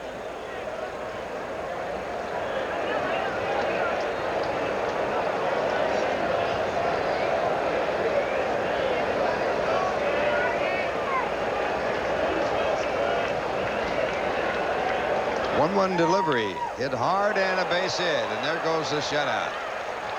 Ball down the left field line. Hudler will go for 2 and hold there, and the Cardinals get on the scoreboard on the double by Hudler. Only his 2nd RBI of the year. And boy, he hit this curveball right out in front of the plate, and that's where you have to hit it to pull a ball down the line. Your attention, please. Batting for the pitcher, Ricky Horton. And we're going to have a pitch hitter for Ricky Horton. It's Craig Wilson. Wilson has been up 5 times this year with 2 hits.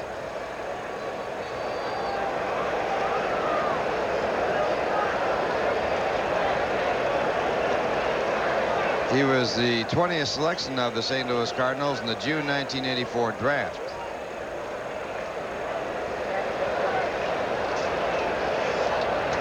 And the fastball for ball 1. Last year with the Cardinals, he was in 6 ball games, had 1 hit and 4 at bats. Batted .317 at Arkansas, and then hit .291 after being moved up to AAA at Louisville.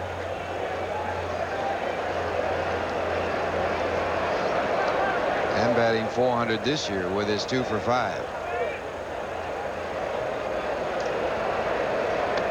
And that pitch is called a strike, and it's the breaking ball. It's in there, 1 ball, 1 strike.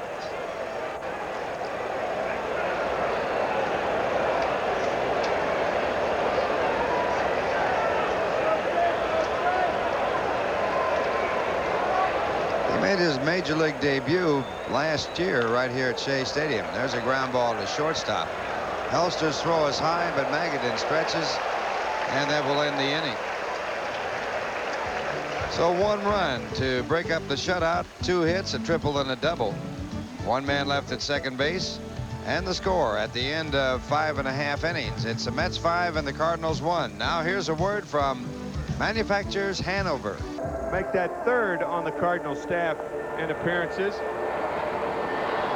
And the numbers for the fine left-hander of the Cardinals. And we talked about the open market, the walk year. Ken Daly, if he goes out, he should be worth a lot of money next year.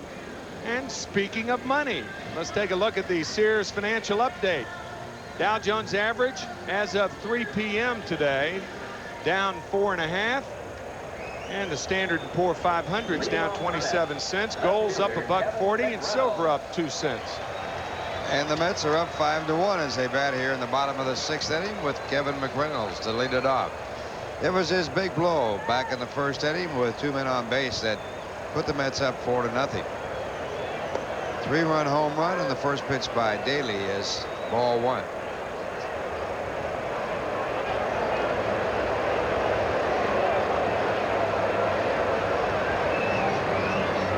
And the pitch back by Daly, low for ball 2. 2 balls, no strikes.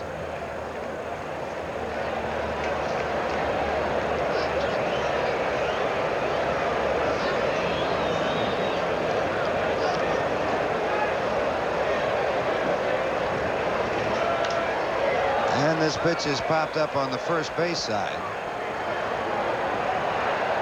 Second baseman Hudler runs the first baseman Guerrero off the play and makes the catch. So the Mets leading by a score of 5-1 in the bottom of the 1st. Strawberry's RBI single put the Mets up 1-0. McReynolds then with a 3-run home run made it 4-0. Bottom of the 4th, Boston doubled and scored on the ground out by Elster and made it 5-0. Then in the top of the 6th, an RBI single by Rex Hudler made it 5-1. Now Darryl Strawberry the batter, and the first pitch, strike 1. Make that Darryl Boston the batter. Boston with a double and 2 times up. And the breaking ball. 1-1.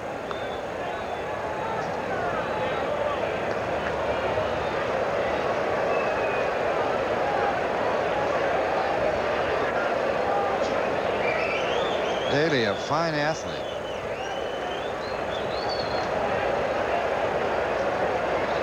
And his pitch is high. The fastball missing. 2 balls and 1 strike. He lettered in baseball, basketball, and football at the University of Portland. Named Sporting News All-America in 1980.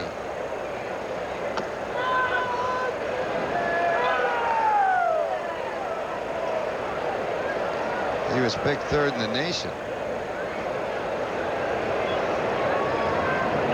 back in 1980 in the draft. So well thought of athlete as he works with a count of 2 balls and 2 strikes. And the curveball gets him. Good curveball by Daly. 2 men away.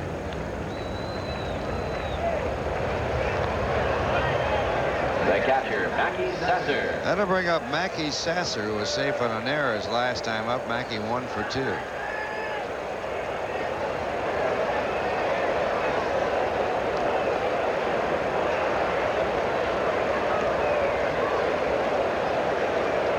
Daly very tough on left-hand batters. This ball hit out to right field. Bill Thompson makes the catch, and Daly works a 1-2-3 inning. The score at the end of 6, it's the Mets 5 and the Cardinals 1. Now here's a word from R.C. Cola.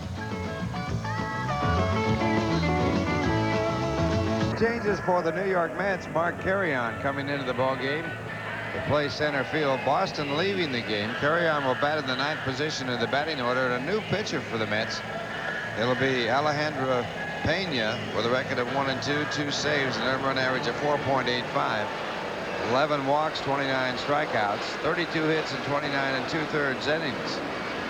So Buddy Harrelson making a pitching change here in the top of the 7th inning. Rather unusual move for Buddy Harrelson with Sid Fernandez breezing along.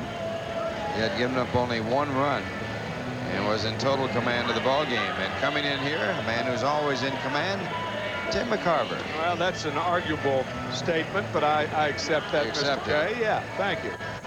Top of the 7th, a 5-1 game. The Mets with only 5 hits, the Cardinals with 8. But the big blow for the Mets, a 3-run homer by Kevin McReynolds in the bottom of the 1st. I think as unusual in this move, you bring in Pena, maybe something's wrong with Fernandez, a hot, humid day, throwing a lot of pitches and all that. But Boston, a much better defensive outfielder than Carry-On. But Boston being replaced by Carry-On, Buddy Harrelson making the move. And the reason for that is the pitcher is due up in the 7th inning. Carry-On has said that center field is easier for him to play than left or right. He gets a better jump on it. But Buddy is weakening his defense somewhat by putting Carry-On in center because Boston's a better center fielder defensively. Here's Vince Coleman to lead off the 7th. And Alejandro Pena on there. Well, the other side of that coin, too, Tim, is the Mets are not strapped for pitching at this point in the game. Pena hasn't pitched that well. And he's assuming that by that move that Pena will pitch more than just 1 inning. There's a base hit up the middle. So Coleman promptly rips one off Pena right up the middle. And that's going to bring up Jose Oquendo. Fernandez didn't throw but 92 pitches. Now, we don't know if something is ailing Sid or not. Yeah. He was perspiring very heavily out there while he was pitching. He threw 96 pitches, 27 balls, 69 strikes, had 9 strikeouts. It's not really too abnormal. His pitch count. Only walked 1 through those 6 innings. Coleman, an obvious threat to steal. Pena with a slow move home. Oquendo now a bunting threat. If he bunts, he'll be bunting for a base hit, of course. Cardinals trailing by 4. 5-1 Mets. Throw to first. Coleman just back. He was leaning then.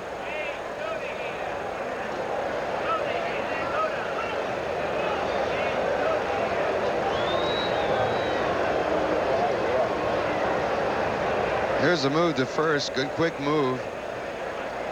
But Coleman back safely. Good call at first base by Terry Tata. There goes Coleman. The fastball's inside. A skip throw. And Jeffries, sticking that glove in there, appears to be hurt. Coleman sliding straight in, and Jeffries with that glove hand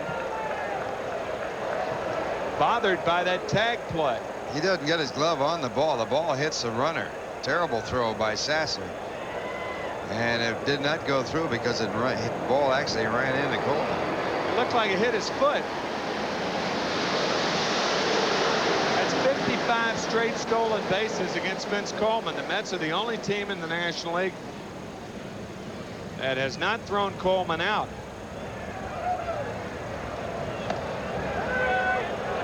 Two balls and no strikes to Oquendo.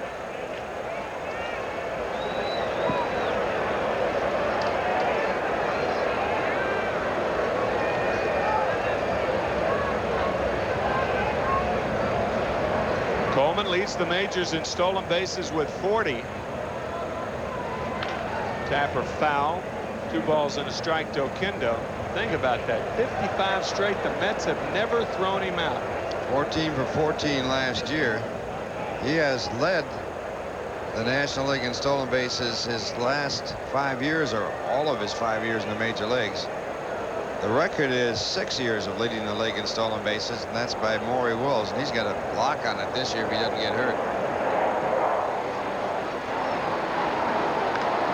Popped up, shallow center. In is Carry-On. Back is Elster. In is McReynolds. And it's Elster who makes the play. I think McReynolds is saying, Kevin, if you want it, just hold a hand up. Usually that's a signal from the infielder to the outfielder. 1 out.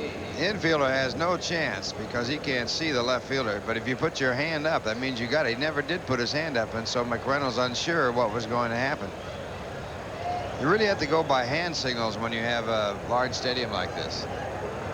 Kevin explaining to Kevin that maybe he was too intent on catching the ball as opposed to putting his hand up.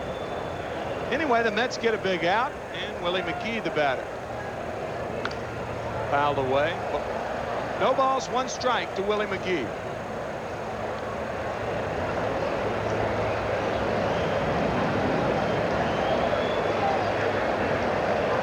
Willie led the National League in hitting with a .353 average back in 1985.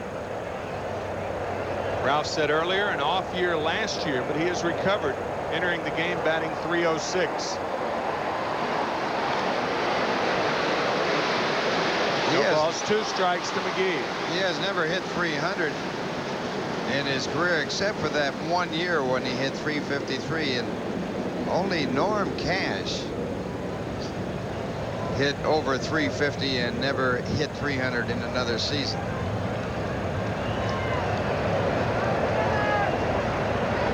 He's hitting 300 right now in this season.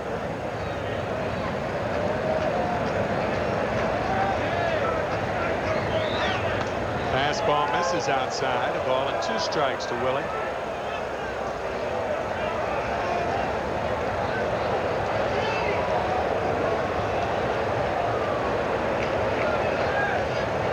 Mets and Cardinals both have an off day tomorrow. The Cardinals travel to Wrigley Field to play a weekend season, and right here at Shea, well, it's the Phillies that will be in.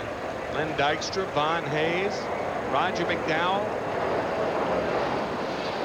And this weekend, Friday night at 7:35, Saturday at 7:05, and a Sunday afternoon game at 1:35.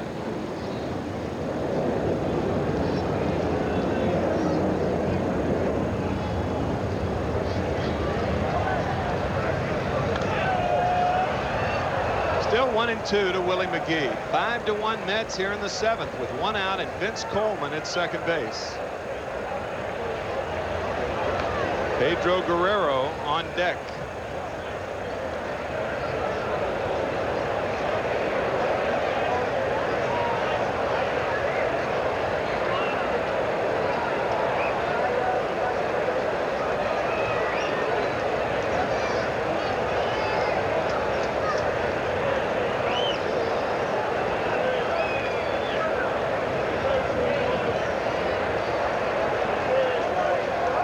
There goes Coleman. Fastball tapped left side. Elster to McGee and can't get him, and it's a wild throw. Coleman will walk home, and it's now a 5-2 ball game as McGee will stay at first base. He did not break towards second. Magadan making the tag. So it'll be a throwing error on Kevin Elster, allowing Coleman to score. It's 5-2 Mets. And an infield hit from McGee. And the Mets running into some difficulties here, as this is a typical Cardinal type rally. Infield base hits, single, stolen base. And the Mets now leading by 3, and action starting up in the bullpen for the Mets. Second error of the game for the Mets. Darryl Strawberry with the other one, and Pedro Guerrero the batter. It's Ron Darling out throwing for New York now.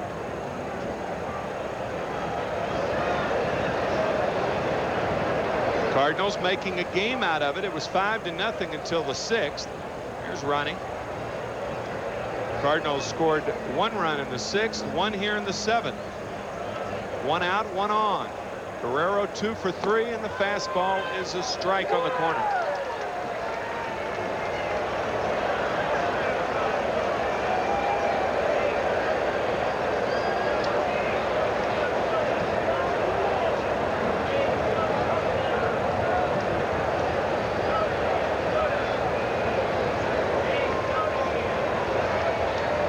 There goes McGee. Slider outside, the throw into center field.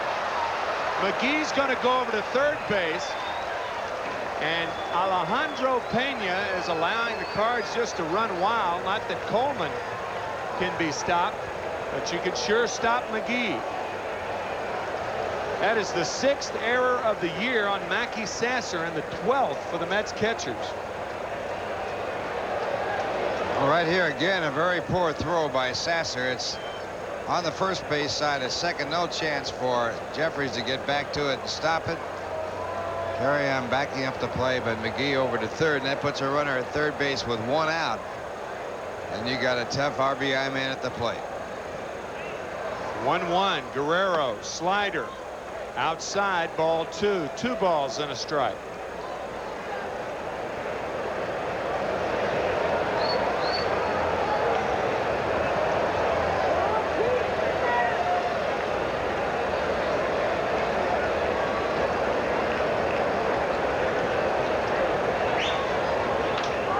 Fly ball, center field. Carry on it, broken back. He breaks in. McGee tagging the throw. McGee scores. It's now a 5-3 ball game. A gift run by the Mets to the Cardinals.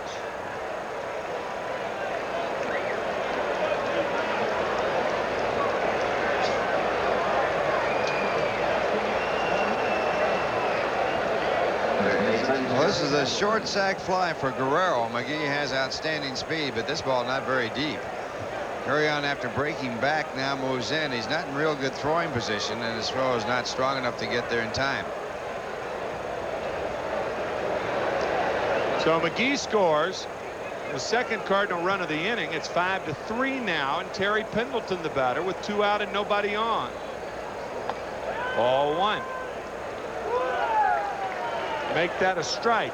Went for the head fake. Dutch more deliberate today than normally. 0-1 pitch is high. Ball 1. 1-1.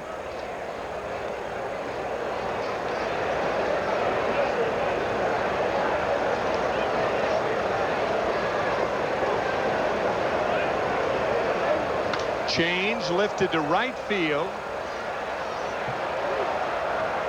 And it's back into the stands. So a ball and 2 strikes to Terry Pendleton.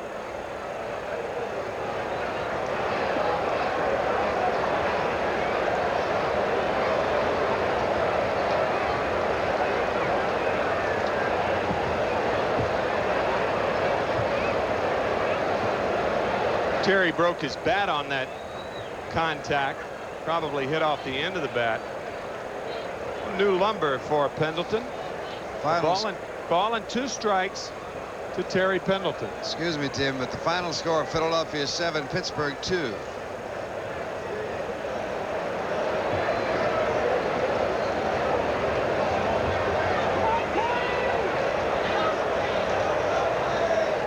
So the Phillies 4 games behind the Pirates. The Mets 4.5. And Pendleton down on strikes. First strikeout for Pena. But the Cardinals scored 2 times. One big throwing error by Sasser. On our GE scoreboard, it's 5-3 New York, and we will return right after this message. Car does, thanks to our free undercar inspection. So bring your car to Meineke. We'll give you a lift without taking you for a ride. Ultimate Week, the ultimate baseball experience. Join us for a week of baseball fun in the Florida sun with your favorite former Mets greats at the Mets Spring Training Complex in Port St. Lucie, Florida. It was fun to have with my clothes on this year. For a baseball fan, this is the ultimate. Reserve your spot on the roster now. Call 800-525-METS. 800-525-METS. Yeah! You gotta make believe! Hey fans, get yourself some late inning support on Gatorade Relief Pitcher Night. On Saturday night, June 23rd, when the Mets take on the Phillies at 7:05, all fans 15 years and older will receive a 1-liter pitcher from Gatorade. So, follow the leader. Tickets are available at all Ticketron outlets, Shea Stadium's advanced ticket window, or you can call 718-507-TIXX for more information.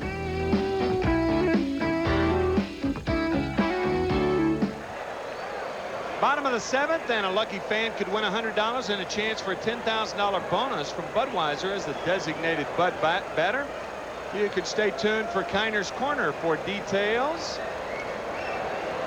Yes, we do indeed have a Kiner's Corner today after the game. It's a 5-3 ball game. Mets on top. They had a 5-0 lead before the Cardinals scored 1 in the 6th and 2 in the 7th. A strike from Ken Daly to Kevin Elster, who was 0 for 2 with an RBI. There's a bird on the foul line right down there, and it's bothering Dutch Reddick. He's in fair territory now. He's in foul territory now. We don't want another Dion James happening here at Shea. Dion hitting that ball about 4 years ago when he was with Atlanta. This one off the end of the bat. Hudler to Guerrero, 1 out. And on the Nissan National League scoreboard, Philadelphia 7, the Pirates 2. That's the final there. All the other games, Cincinnati and Atlanta at night, Chicago, Montreal at night, San Diego playing a day game in San Francisco, and that game in the top of the second, no score, Houston against the Dodgers at night. You folks may remember James hitting that ball to left field, and unfortunately and sadly it hit a bird. The bird dropped, so did the ball, and Dion James had a double. A ball and no strikes to Mark Carrion, who entered the game in the 7th inning. That was back on April 12th, 1987.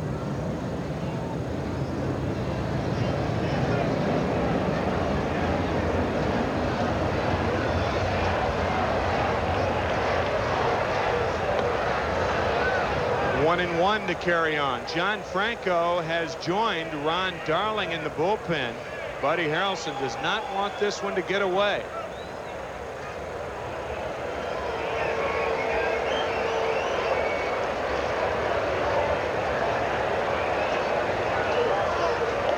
Inside, ball 2. 2-1 to Carrion.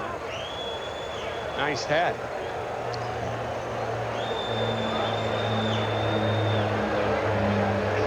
That might be the most tattered lid I have ever seen.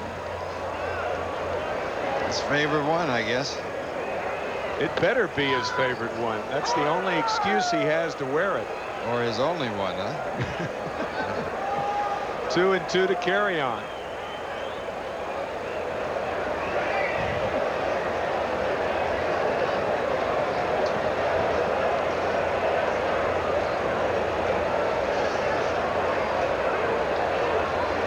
Curve, hammered foul. Still 2-2 to Mark. Mark was 7 home runs on the year. His first multiple home run game on Sunday against the Pirates. Mets won that game 4-3. Doc Gooden winning his 5th game of the year.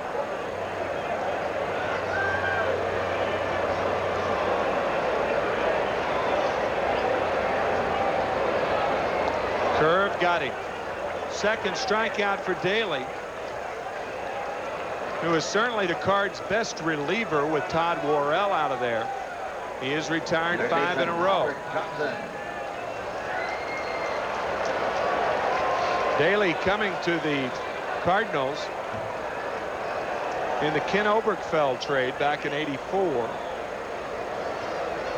Mike Jorgensen also in that trade, and Jorgie, the AAA manager for the St. Louis Cardinals down at Louisville, their AAA affiliate. Johnson 0 for 3 on the game. Change, cued off foul.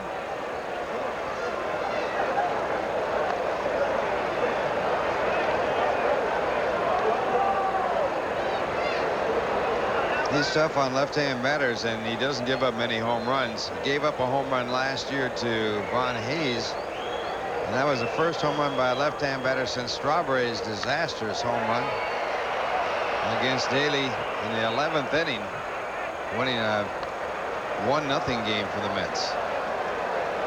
Back in 1985. Home run hit the clock. No balls, 2 strikes to Johnson.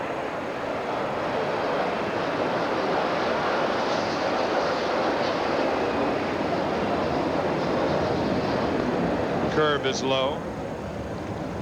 Ball and 2 strikes to Hojo. Dave Magadan waits on deck.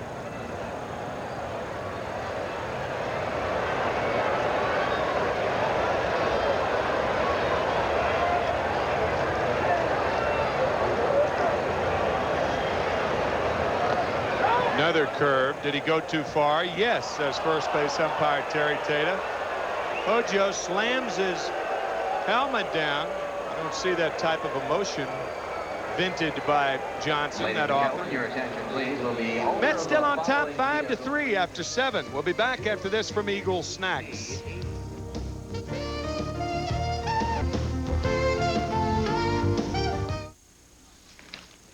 Hi. Take your feet off the table. Now, here's your bag of Eagle potato chips. Here's my bag of Eagle potato chips. Now, we're going to open them. Not like an animal. Watch me. I open it easily. I remove one chip. Now, I taste it. Mmm. Mmm. The quintessence of taste and crunchiness. Go ahead.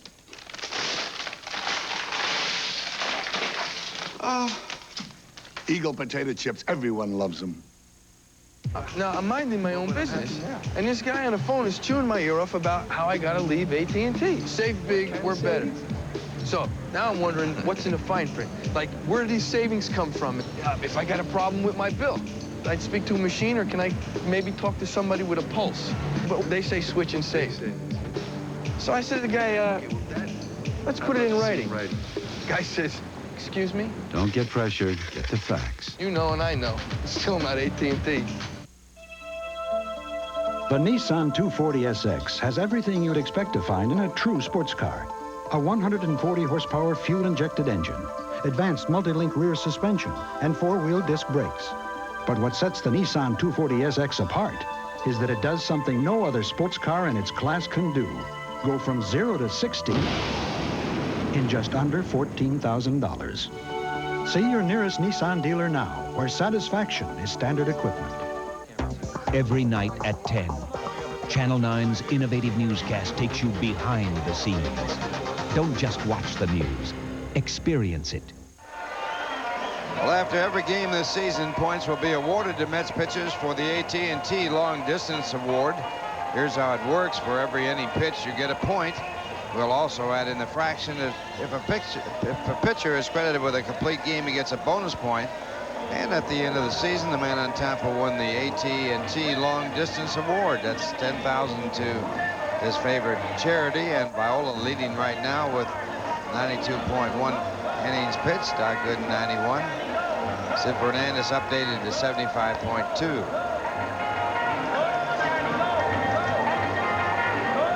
And a new pitcher in the game for the Mets. It's John Franco with a record of 3-0. He has a total of 11 saves. He's only blown one save this year. And his earned run average 1.80. He's walked 6, struck out 22, given up 18 hits in 25 innings pitched. John Franco. And if this game goes only 9 innings, Franco cannot go more than 2, and that has been his limit this year. A young fella, got the old pacifier in, ready to boogie.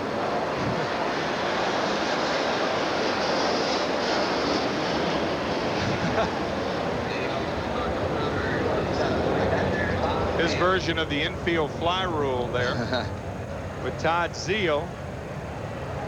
Leading off the 8th inning, the Mets with a 5-3 lead here in the top of the 8th. The Mets with 4 in the first, 1 in the 4th, and with a 5-0 lead, the Cardinals scored 1 in the 6th and 2 in the 7th, and Todd Zeile on the first pitch rips one right to McReynolds and left, 1 out. And checking out the Nissan American League scoreboard, Baltimore and Cleveland, Oakland 12, Detroit 4, bottom of the 8th inning.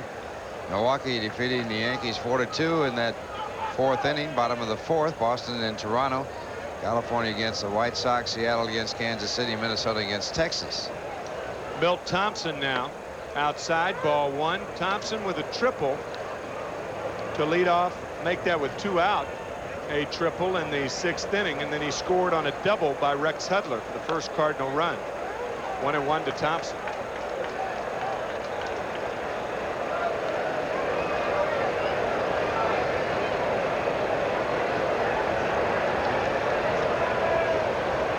Cardinals have Frank DiPino and Lee Smith warming.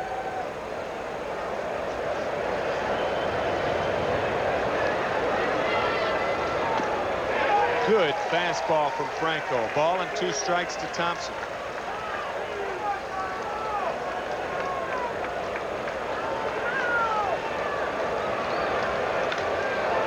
Line drive, and Jeffries can't get to it. So Thompson with a base hit. He's a one-out base runner. Cardinals trying to creep back into this game. They've already done that, scoring 1 in the 6th and 2 in the 7th. And this will be their 11th base hit in this game. And it's just out of reach of Jeffries as he tries to make that jump while still running.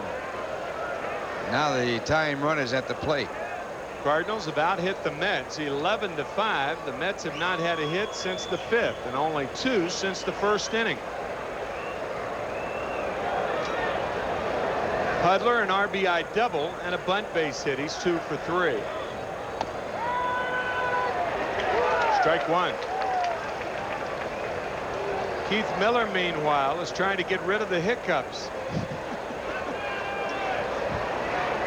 Oh, there they are. He didn't do it. Got to keep holding your breath. Pops up. Magadan near the stands, and he can't get to it. I'll tell you what, had he been parked under that ball or near the tarp, and then the fan leans out to interfere, Hudler would have been out. Well, Magadan over there checking out where the tarp is and then unable to get to it. What a catch. I'll tell you, that could be construed as interference right there. And if Terry Tate had called him out, I think the reason he didn't is Magadan wasn't camped there. He wasn't underneath it to speak of with the glove ready to catch it. That was awfully close to fan interference. Line drive, right field, Strawberry there, 2 outs.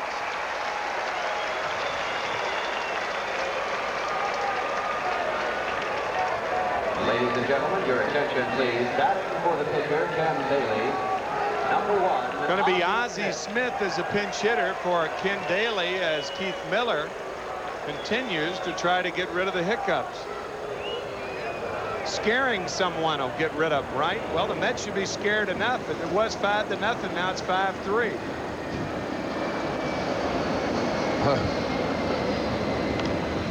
Popped up and out of play. Ozzie Smith, you rarely see him as a pinch hitter because more often than not he starts.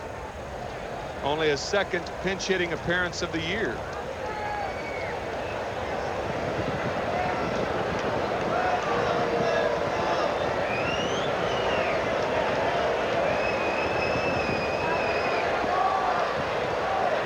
Oh, 0-1 to the talented Cardinal shortstop. Sharply to second. Jeffries over to first.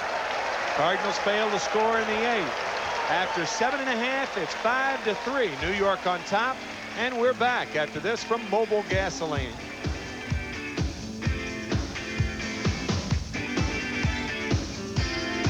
Frank DiPino, the new pitcher for the St. Louis Cardinals. The Mets leading 5-3 as they bat here in the bottom of the 8th inning. DiPino with a record of 3 wins and 1 loss.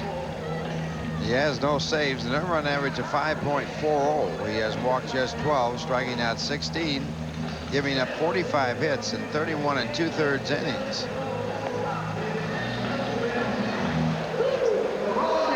His last loss, his only loss with the Cardinals. 12-1 since being picked up from the Chicago Cubs. See, I told you. All you have to do is scare somebody, and that's what David Cohn was trying to do to Keith Miller, trying to scare the hiccups out of him. Let's see if it worked. Didn't work. Nope. Now you can drink your glass of water upside down.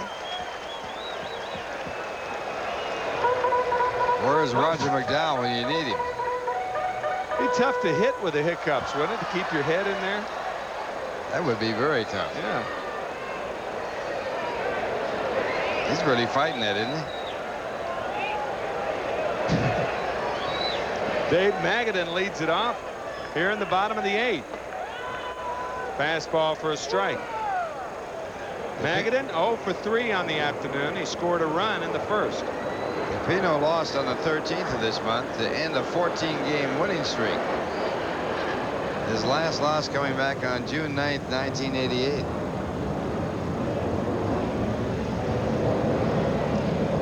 Frank from Syracuse, New York.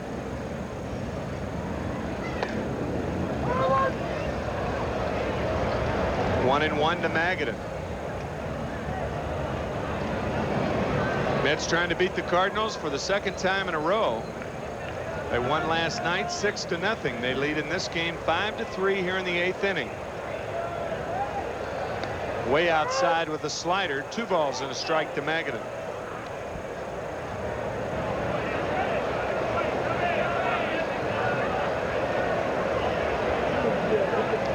The crowd of 35,000 plus, 35,237 to be exact, been rather passive since the first inning.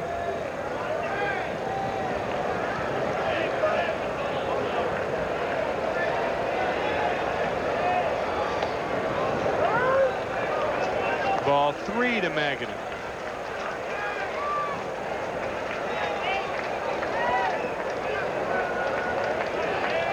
I guess the most impressive relief record ever compiled was that by Elroy Face, who had an 18-1 year as a relief pitcher.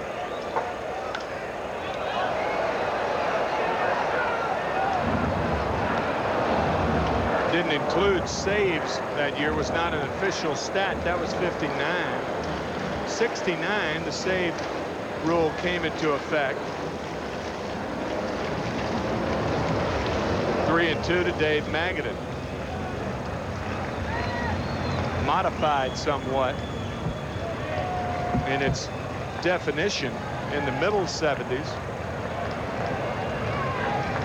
NFL name Holtzman was the man who devised the system for the saves. Jerome Holtzman of the Chicago Tribune, and this one ripped up the middle, and Dave Magadan has his first hit of the afternoon. And that extends his hitting streak to 10 consecutive ball games.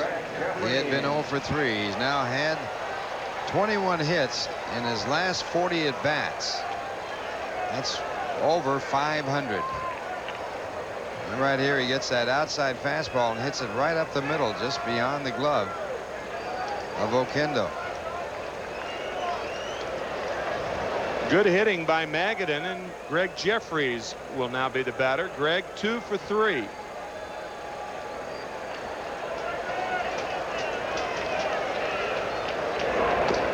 High with the fastball is DePino. A ball and no strikes to Greg Jeffries. Magadan at first base. Kind of wonder why anybody holds Magadan on anymore.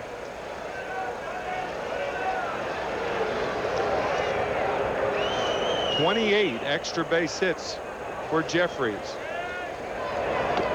19 doubles, 9 home runs. 2 balls, no strikes to Greg Jeffries.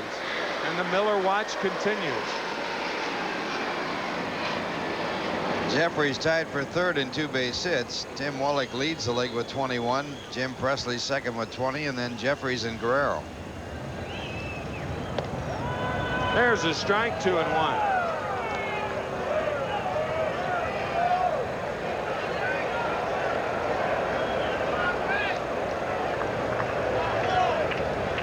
Darryl Strawberry on deck. The Phillies beat the Pirates 7-2. So if the Mets can win this game, they will be 4 games behind the Pittsburgh Pirates.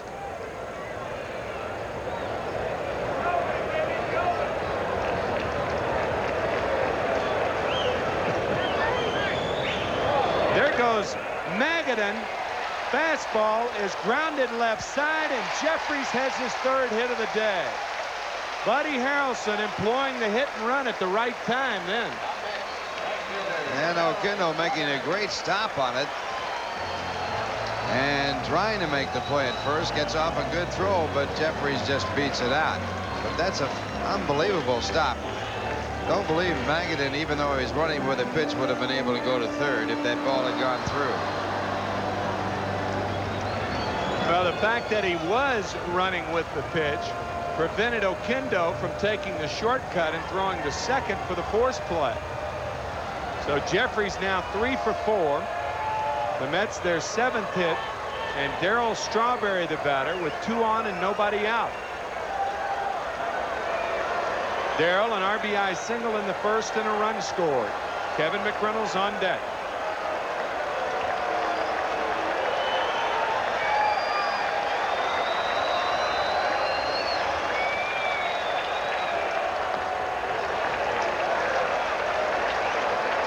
You wouldn't be bunting with Strawberry anyway, ever.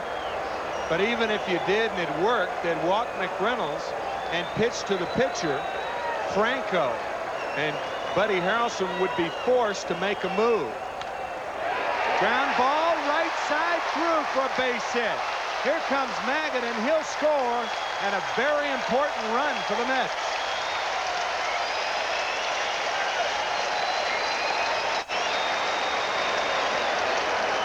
Six to 3 now, New York on top. Strawberry getting his 37th RBI, a big hit here as he hits it through the hole between first and second base. Bill Thompson didn't take a shot at home. I'm surprised at this because Maggott is not a fast runner, but he threw the ball across to third. That's going to be all for DePino. He pitched to 3 batters and gave up 3 hits. Mets picking up an extra run, and it's 6 to 3, the Mets over the Cardinals. 6-3, 6-8-3 for the Mets, 3-11-2 for the Cardinals. We'll see how this game goes. It's all been Mets so far. We'll be back after this from RC. Pitch in the ball game as Guerrero and Strawberry have a little day today. Tom Niedenfuhr with a record of 0-2, and he has 1 save and an run average of 2.70. 11 walks, 16 strikeouts, 21 hits, and 30 innings worked. Former Dodger Tom Niedenfuhr. Tom has gone from the Dodgers to the Baltimore Orioles to the Seattle Mariners. He was released from the Mariners about a month and a half ago, and his wife, actress Judy Landers, I believe she's on Knott's Berry Farm or whatever, one of those television shows. She's a television actress. She called Whitey Herzog as Miller continues to try to get rid of the hiccups. And she put in a call for Whitey. She didn't talk to Whitey directly, and said that her husband needed work.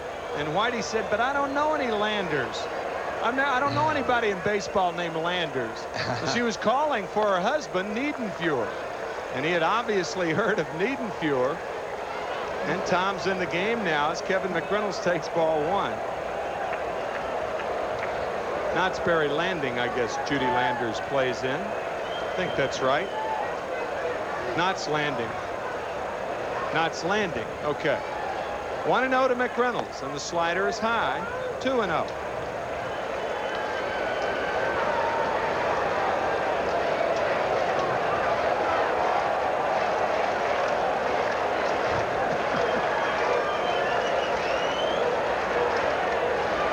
I don't think I have ever heard of that way to get rid of the hiccups, blowing in a cup. 2-0 to McReynolds. Hit deep to left field, but foul.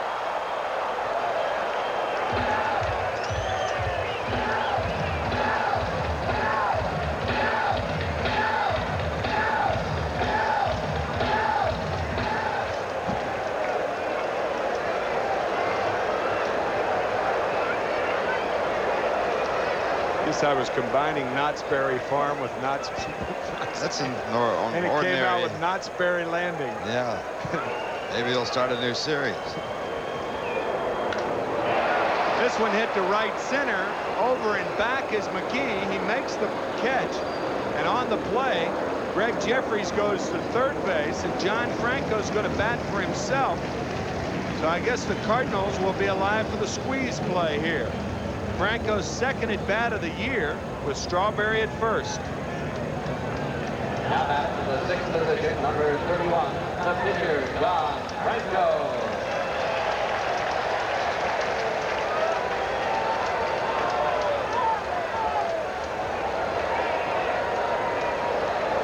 Franco in there hurriedly. Niedenfuhr now talking to Pedro Guerrero, Terry Pendleton. The Cardinals will be in at the corners at least. Here's the time for that play, Ralph. The bunt to the third baseman. If you're the runner at third, follow him in. If he throws to first without looking you back, you score. Jeffries and is right in line with Pendleton at third base now. And he's moving up with him, too. That's what you have to do. You have to be right on that third baseman. Stay right with him when he moves up. See what Franco does. He's hitting and swings and misses. 0-1 to John Franco.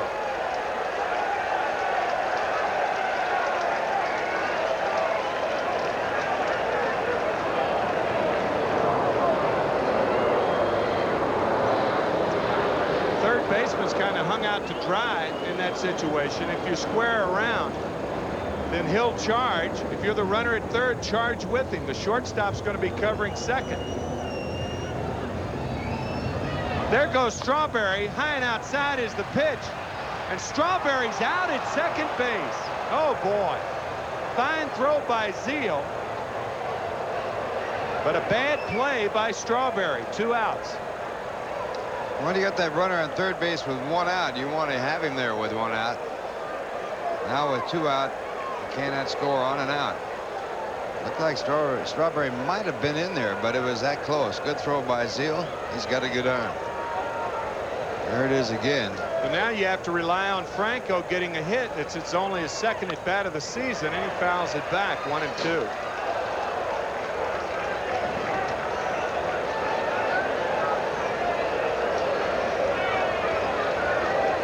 (6-3) New York here in the 8th inning. 2 outs, 1-2 to Franco. Jeffries at third.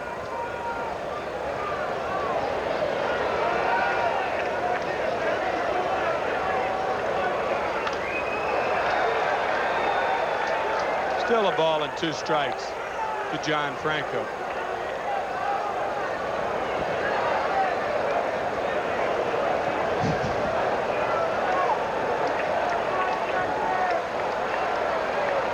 A gorgeous face.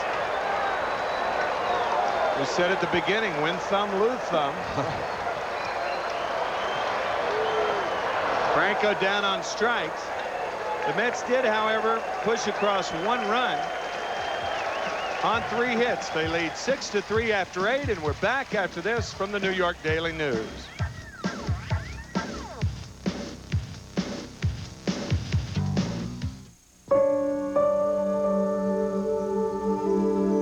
There's a house in Brooklyn where the morning sun shoots through the blinds, and you can smell the bacon and watch a little boy start to chase his dream.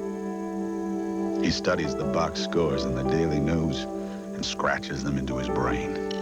And then, like yesterday and the day before, he throws a rubber ball at a faded rectangle. He imagines the headlines in the Daily News, Cy Young, MVP, and he throws again. And one day it's the bottom of the 9th, 2 outs. It's his name they're calling. And it's his picture on the sports page of the Daily News. John Franco still lives in Brooklyn, still chases his dreams, and still studies the box scores in the Daily News. New York's hometown paper. One of the major stories today, whether Keith Miller can get rid of his hiccups or not. Nope, not yet.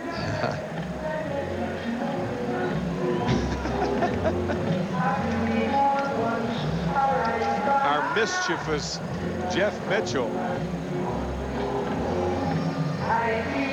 He's tried everything, but blowing in and out of that cup was the most useless thing I think he's tried. David Cohn tried to scare it out of him.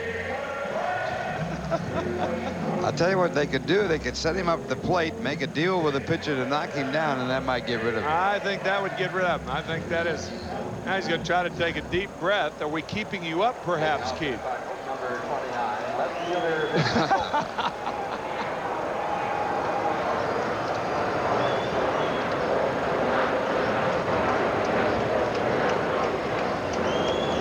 He set a record for the most teacups on television in a career right there. I think he's got it licked, and that's what the Mets are trying to do to the Cardinals with Guerrero leading off the 9th. Beg your pardon, Vince Coleman leading off the 9th, and he promptly rips one to left field off Franco. Well, once again, the one thing you do not want in this inning is to get Guerrero up there with men on base. The Mets with a 3-run lead. Franco trying to preserve it for Sid Fernandez. Now right here, Franco ought to ignore Coleman because that run doesn't mean anything. There goes Coleman. The fastball's a strike. The throw not in time. Sasser couldn't get it out of his glove. But you're exactly right in principle, Ralph. That run's no good. 56 for 56 against the Mets in stolen bases, and you saw the double pump. That's the best throw that Sasser has made. But that run doesn't really mean anything. You just don't want that time run at the plate. Low, ball 1 to Oquendo. 1-1 to Jose. Willie McGee on deck. You play the game now just like nobody's on base. Just forget about him. Right.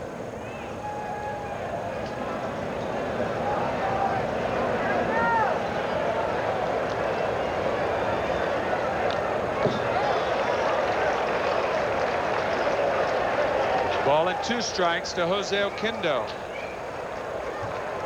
Ron Darling and Jeff Ennis now throwing. You remember Ennis came up before last night's ball game. Julio Machado was sent down to Tidewater to get more work in.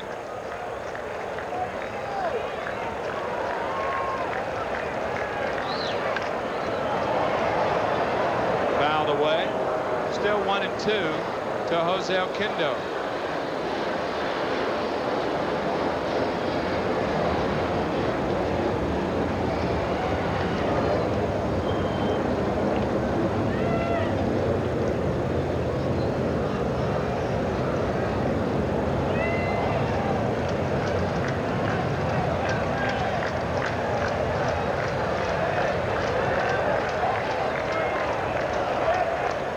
Good play by Sasser, but it's ball 2, 2-2 to Oquendo.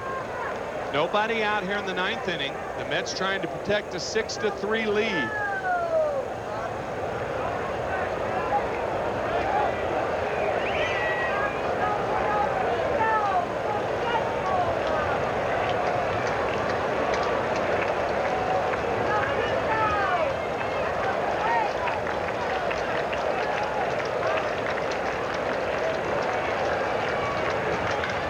Fly ball right field. Strawberry in, and he makes the play.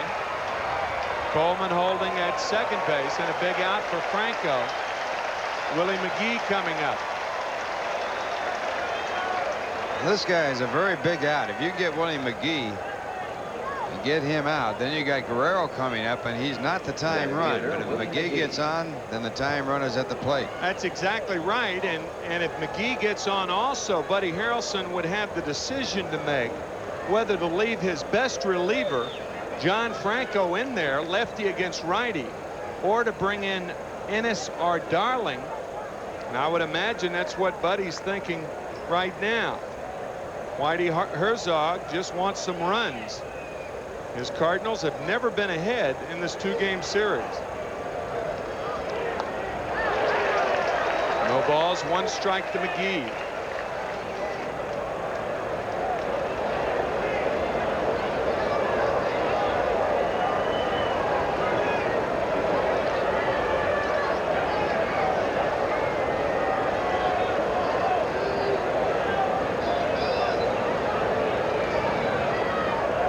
Coleman got Franco to do what he wanted him to do. That's step off. I wouldn't even look back there. I wouldn't either. Just forget about it. Pitch like nobody's on. All you want's a save. Big deal. Earn runs, so what?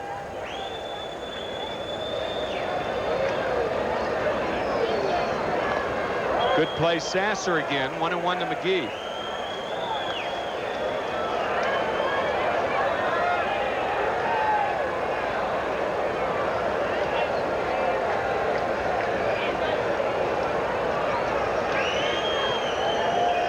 As you see, the Cardinals have out-hit the Mets 12-8, but trail 6-3.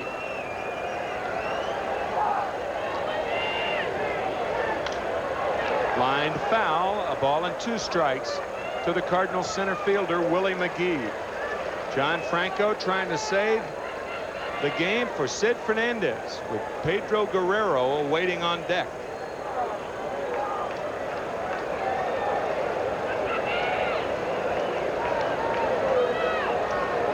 Sasser now out to talk to Elster and Franco. John wants a new ball. He will be accommodated by Dutch Rennert.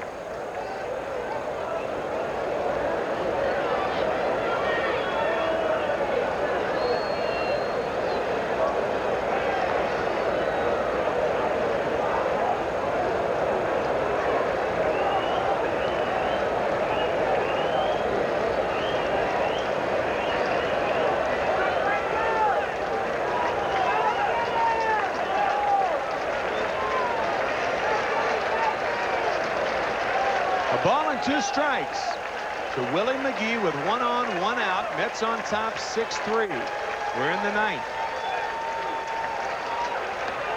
Swing and a miss, and McGee down on strikes. And I'll tell you one thing, Ralph. Coleman made a move toward third, and in that situation, all you do is confuse the hitter. Agree with that. He made that little break like he was going here. And McGee chases the ball way out of the strike zone, bouncing in the dirt. So sometimes a base runner can really mess up a hitter. Yeah, and for no reason at all right there, you got to let McGee hit if you're the base runner at second base. Give him every chance to get all he can get out of his at-bat. So now Guerrero doesn't pose the threat that he would have if McGee had got on base. Absolutely not. Pedro is 2 for 3 with a sacrifice fly, his 45th RBI of the year. 2 singles against Fernandez.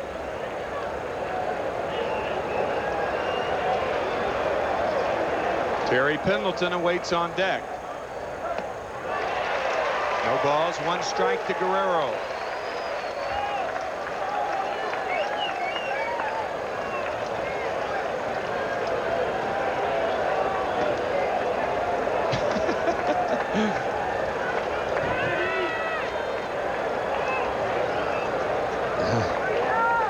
Getting his stretching exercises in. Don't you wish you could do that? No, I don't. That bothers me to even think about It doing hurts. it. 0-2 to Franco.